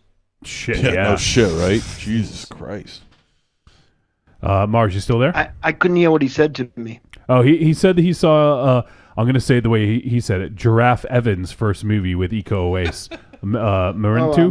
Manitou. Or something like that, I haven't seen it yet. Oh, you haven't seen it yet? No. Oh, I thought you had. Oh, okay. No. I don't know why I haven't. So, yeah, it's Merentau, I think is how you say it. Merentau. So, yeah, I've actually never seen it. I thought for sure that you would have tracked it down, but yeah, we'll have to rectify that and check that out. So I think it went out of print or got expensive or something. There's a reason why I didn't get it. I just can't remember. Okay. So all right, Dane. Thanks, man, and we look forward to hearing from you again. Now we have a duo of Joshes that we're going to hear from now. Ooh. So why don't we hear from our boy from Anaheim, Joshua Libre? Yes. Yo, what up, Trick or Treat Radio? Johnny Wolfenstein, Dynamo Mars, Monster Zero, Ares God of War. What up, gangsta? Sorry about last week. Apologies. No, he's not here. And of course, Raven Shadow. What up, Bambaleo? There you go, Bambaleo. Just want to leave a quick voicemail regarding horror movies with Native American themes or characters, and like I don't know a whole lot of them, but the first thing I thought of was Dreamcatcher, but I don't know if that counts. And Dreamcatcher is not my favorite movie, but it was just sort of like the first movie that came to mind. But that movie has stuck with me because of how insane and fucking batshit crazy it is. I don't know what happened. Something must have happened during the production because it's a mess. That movie is a mess, but it's a fun watch because so much crazy shit happens and you're like, wow, this actually made the final cut, and when you think about the talent involved in that movie, the screenwriter, William Goldman, directed by Lawrence Kasdan. It's got a pretty great cast, and when you see the movie you're like, whoa, what happened? Like I said, I don't know if it's really a Native American horror themed kind of movie, but I just thought Dreamcatchers and the movie Dreamcatcher, but yeah, I don't know, that movie kind of is always kind of fun to watch because of the insane shit that happens. I mean, shit weasels, shooting out of people's asses. That's something you don't see in every horror movie. Morgan Freeman with those eyebrows, those white, super long eyebrows. There's just so many things. Donnie Wahlberg. I mean, shout out to Donnie Wahlberg. Being the hero of the movie. Oh, spoiler alert! Spoiler alert, dude. I thought he was great. But yeah, I don't know. That movie kind of stuck out to me. Just thinking about Native American themes or horror. But like I said, it's not really a Native American horror film. But I was doing some Google search, and there is one movie that I want to see that I haven't seen, and I don't know if maybe you guys can talk about it. There's a movie called Scalps, and I don't know anything about this movie except that the poster looks fucking badass. But yeah, that's one I want to check out. It's from 1983. It's called Scalps. But I don't know if any of you guys have seen it, and if you have, Different, maybe touch a little bit on it. If it's you guys give it a trick or a treat, that'd be nice to know. But yeah, that's all I got. Thank you guys for the time. Have a great show, and talk to y'all later. Bye. See you, bud. Awesome, Joshua Libre. Thanks, man. Thanks for checking in. It was kind of a weird question. I was looking for something last week, and I phrased it in an odd way. I wanted people to talk about horror films that featured Native American themes or characters, things like that. And I wanted them to kind of paint them in a more positive light, but I realized that that's probably very difficult. Yeah, not in 83. Yeah, not a movie called Scalps in 83. But it was... the synopsis is a group of archaeological students venture on Indian land for a dig. Unfortunately, they release an evil spirit who possesses one of them and starts killing the others. Yeah. You saw Raven Shadow? No. Oh, I thought you said... Okay. I when he mentioned Scalped, what came to mind was the comic by Vertigo. Oh, okay. Which I've always meant to read. But have you seen Scalps by any chance, Mars? No, I mean, if I put it on and in 5 minutes I remembered I had, like, I often talk about how Tiny and I would grab like literally 2 armfuls of VHS movies and cram them in like 72 hours, and you just don't ever. Like, sometimes there'll be like a lot of first time watches that I know I actually watched at one point. So if I put it on and remembered it, like that box art, like, sticks out for me, and I remember wanting to see it. Like, so I can't imagine it didn't come home. Yeah, another super racist one. I mean, because here's the problem: they're all going to be racist. Is the opening segment of Creepshow 2? Yep, absolutely. Which That's I actually like. Head, a lot of people. Yeah, a lot of people do not like that one, but I enjoy it. Yeah, I do too. That's the first one that came to my mind when I sort of brought it up. But when I first heard of it, I'm thinking of Poltergeist 2. Yeah, that's a good one. Yeah. Which is and it's a positive character as well. Oh, how about that? How about that? Wasn't it an Indian burial ground that they, like even the fucking, the house 1983 landowners were screwing the Indians? Wasn't it Indian burial ground? Yeah, that was they built all those part 3. condos on in the first place. Yeah, that was the first one, and then there's The Shining, in which they use that same format, as well as Amityville Horror, ancient Indian burial grounds. But yeah, what the hell? Yeah, it's. I imagine it'd be very difficult to go in and try to think of some horror films that painted Native Americans in a positive light.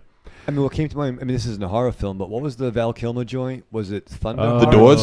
Yes. I know. I think it was Thunderheart? Something like that. Top Secret? Yes. No. Oh. But I know that Val Kilmer movie, I've heard the comic series Scalp described as it's kind of like that. I think it's Thunder something. I'm looking it up right now. All right. We'll see. Do you remember when it was? Was it? I want to say late 90s. Yeah, that sounds about right. He's done a lot of stuff in his 2000s. I didn't even realize. Yeah, he actually did something, a Francis Ford Coppola joint that I believe we came across on Netflix that was actually quite good. But there was some stuff he did. I truly adored The Salton Sea. I think we might have talked about that a while back.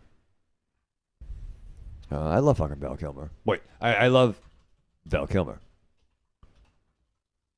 Yeah? Yeah. You said it twice? Well, I said, I love fucking Val Kilmer. And I haven't had the opportunity yet. Well, I fucking love Val. Thunderheart, yeah. Thunderheart, right? 1992, actually. Oh, wow, even that's earlier. I don't know if Jakey's still around. Maybe he can help me. But there was a old action exploitation movie that we rented a bunch of times that I think was called Thunder.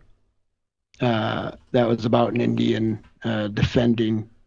I can't remember what he was defending. I just remember there's a fucking amazing little kid at the end who yelled, "Thunder will never die." Yes. Suck it. Thunder. All right, we got one more voicemail. This is from another Josh. That would be Arkham Josh. Hey, Trick or Treat Radio guys. Arkham Josh here. Just calling in, saying hi, seeing how you guys are doing. Unfortunately, I was unable to watch Mohawk for this week's show, but I wasn't able to get you guys a message last week, so I figured I'd give you some very quick thoughts on The Shape of Water.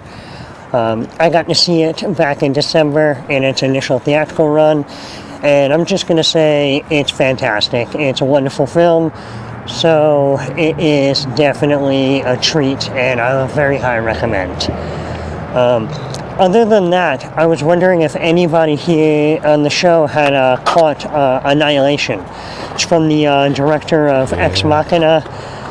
Stars Natalie Portman. It's out in theaters now. I don't know how much longer it's going to be there, but definitely see it in theaters if you can. It is also a really fantastic film. I highly recommend it. I won't give you guys any specifics, but I think it's just the kind of thing that you guys would really dig, and it's also worth seeing in the theater if you can, because I know there was a bit of a controversy around Paramount not wanting to give this a big theatrical release or something. So, hey, you guys all have a good one, and hopefully I'll talk to you guys soon. All right? Bye-bye. Awesome, Josh. I'm glad you dug Shape of Water. Not a surprise there. But as far as Annihilation, I have not seen it. I really want to go check it out, and I'm hoping to maybe tomorrow. We'll see if everything works out for that to happen. But I've been hearing a lot of good buzz about it, and I wanted to see it anyways just because it was Alex Garland. But, obviously he did Ex Machina, which we loved, right? Yeah. MZ, you love that. Dug that movie. And now it's kind of come to light that he also directed Dredd. Yeah, is that what that was? Yeah, so, I mean, he wasn't the director of it, but apparently he did enough work in editing to kind of make a new narrative, because he had wrote the script, and I guess he had sort of taken over but didn't get credit necessarily. That's the rumor. Well, it's not a rumor. What's his face? Who played Dredd? Carl Urban. Yeah, Carl Urban came out and said it in an interview and basically said, yeah, Alex Garland actually should get credit for directing Dredd. Who was credited as the director? Pete Travis. Huh. Wait. What? I had the names. Pete wrong. Travis? Yeah, I was thinking like Peter Travers. Oh, no, not him. Yeah. So apparently Pete Travis directed it, but Alex Garland, did enough revisions that he should have gotten credit, but he didn't get credit. So, Gotcha. But that's, I mean, right there, Dredd and Ex Machina, and then if he did Annihilation, which I hear from all intents and purposes is really good. Those are three movies right there that pretty strong start, right? Not bad. So yeah, pretty cool. I'm real interested in checking out Annihilation. Hopefully, I do get a chance to see it this weekend. So, thank you for letting us know that it was awesome, and for checking in with us, Josh. And that's it for voicemail. I don't think we got many tweets. Let me take a quick look here. Looks like we're just about at 3 hours now, so I guess that's pretty good. So I might wind things down here in just a moment. Marsman, you have anything you want to get out in the open before we say goodbye? No, I'm just excited to have hammered out Skip in time for the show, and I was excited. Like, I'm a little off, I'm still trying to figure out this not being able to be in the room with you guys temporarily thing, and it's just throwing me off. But I forged a lot of great bonds in music.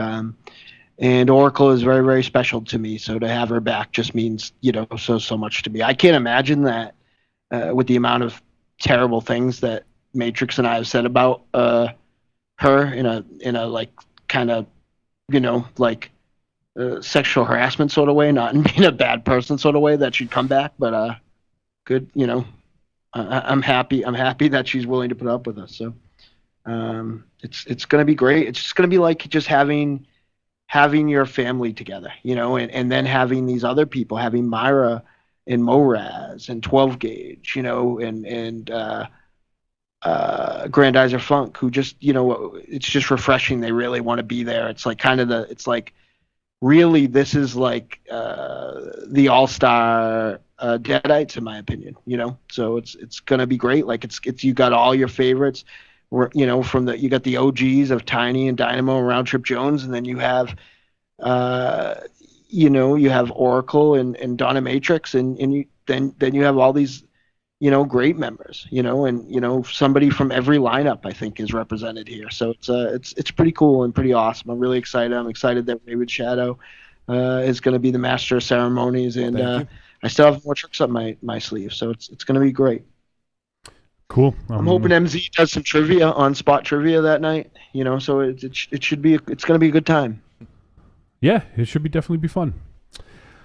So let's see. I'm just looking to see if we missed anything. Cecil says, MZ, yep, the Shining subtext. Yep. Corny says, I thought that in Poltergeist it was just a cemetery and the builders didn't remove the bodies. Cecil says, I think you're right, Corny. And Cecil says, apparently Pet Sematary has Native American Burial Ground 2 and Buffy the Vampire Slayer. And Nicholas says, you guys were talking about Native American horror films. This wasn't a horror film, but a good crime drama called Wind River. I'm not familiar. Anyone seen that? No. And Cecil wants to know when the Annihilation episode is. Cecil, when these jabronis can actually get to a movie theater. Listen, I gotta see fucking Black Panther soon. Hey, you having panic attacks yet? I am. Because fucking Infinity War is even pushed up early. Yeah, it's pushed up, Raven Shadow. What are you going to do? I get fucking anxiety. Oh, my God. Well, actually, I'm going to buy fucking gas. I'm anxious because I had said I was going to catch up on the cinematic universe. So it's like Jessica Jones, episode 1, and then I look down at my phone. It's like, we're pushing it up. I'm like, fuck. Yeah. Guess this isn't happening. All right, well, I think that's going to do it. It's been a fucking crazy week. We've had huge snowstorms that postponed the live show one night. We had power issues. We had shoveling issues. We had Aries fucking staying up all night issues, plowing for, and all sorts of shit. So we weren't sure if the show was even going to happen. And we had technical issues. We're not on YouTube. So it all worked out, though, as they say in the business, right? It all worked out. So we're able to get a show to you guys. I'm very happy about that. I would have been devastated if we broke that streak, Raven Shadow. Oh, I know. I was getting anxiety for that too. Yeah, it would have been liars if it didn't come out on Friday. It would have been liars. So we can't. I would have gone I would have sat in a car with you guys and recorded on our iPhones and released it as opposed to missing an episode. Yeah, we haven't. Yeah. But thankfully that didn't have to happen. We were able to get it done. Mm-hmm. Here's the episode next week, though. I'm looking forward to. We're going to talk about Veronica. And we maybe have a guest. We're trying to work on a couple things, but we'll see. Nothing confirmed yet. So let's go around the room and say our goodbyes. How about MZ? Yeah, arrivederci, douchebags. MZ, you're going to get a decent night's sleep tonight. I am. or better, I should say. Maybe not decent, but better. I'm going to give it my best shot. That's right. All right, Raven Shadow. I'm going to give you your best shot. Ooh. Yeah, fire away. All right, live fast, love hard, die with your mask on. All right, Mars Man. Remember, children, wherever you go, there you are. Hey, and Johnny, thank you for everything you do, man. Sure. Yeah. But if you thrust another fucking interview like that on me again, I'm going to be pissed. I just in the old days, it wasn't a thing. I know. I know. It's just I hate when there's technical shit to start and then I have to worry about trying to call someone on a phone and blah blah blah. So it's not your fault. It's just it's the technical issues to start with. So, yeah, glad we're able to make it all happen. So, will we? I think we'll have you in studio next week, Mars. Maybe. No, the week after I'll be back. I was supposed to be in the studio this week, but snow apocalypse. That's true. Yeah, you were supposed to be here if we had it last night. Yeah, that's right. All right, everyone. Well, that's going to do it. So we appreciate you guys hanging out. For the live folks, I know we had a lot of people join us on the Facebook feed because we couldn't do it on our the normal way we do it. So we appreciate you guys coming and joining us here, and we're able to make it happen. So, oh shit! Corny says, Raven Chow, you haven't seen Black Panther yet? What the hell? I just saw fucking Thor, Corny. I'm trying, buddy. Now you have to see the real Thor, not the porn one. That's fair. Yes. I gotta see that too. I'm trying. I might have an opportunity. I don't know. There's an opportunity this weekend. You have an opportunity. You want to go see Black Panther? No, I saw it already. No. I want to go see Annihilation. Well, why don't you? That's sold out. I heard. I got Movie Pass. Oh well. No. I got passes too. No, I have Movie Pass. But yeah, they says pass on the ticket. I got it for Christmas. All right. We're going to end this fucking thing. Right. End this shit. All right. So everyone join us next week. Episode 294, the March to 300 continues on. I don't know what we're going to do for 300. Hopefully something cool. I got to think about that. Yeah, 300 is coming up. Should probably think about that, huh? And just as a heads up. Do we have a date for it? Yes, I know when it will be.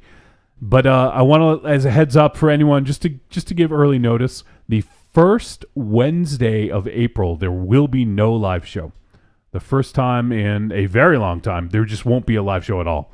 I will be heading to New Orleans to go hang out with Coop and a buddy of his. We're going to go catch some wrestling. So we got something cool lined up, but it's just not going to be a live show. The episode will drop on normal on Friday. There'll just be no live show that week. So we apologize in advance. Wanted to let you guys know in case, just so you can make other plans for that Wednesday night.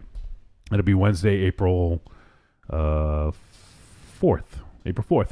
And don't forget, set your clocks ahead if you're in daylight savings, right? On Saturday? Raven Channel? You lose an hour. It sucks. I feel we always lose hours. I don't understand. Not in the fall. We fall back. Yeah. But I'm still fucking tired in October. I know you're tired. All right, so that's going to do it. We appreciate everyone hanging out with us through all the bullshit that happened this week. We appreciate it. You guys are fucking best. Everyone that sent in a voicemail, everyone who commented in the chat, and everyone who's going to listen to this on Friday, you guys are the fucking best. Come back and join us next week. We got a good show lined up. We're going to talk about Veronica. Let us know your thoughts. Check it out on Netflix and watch it, and we'll see you here next week. See ya!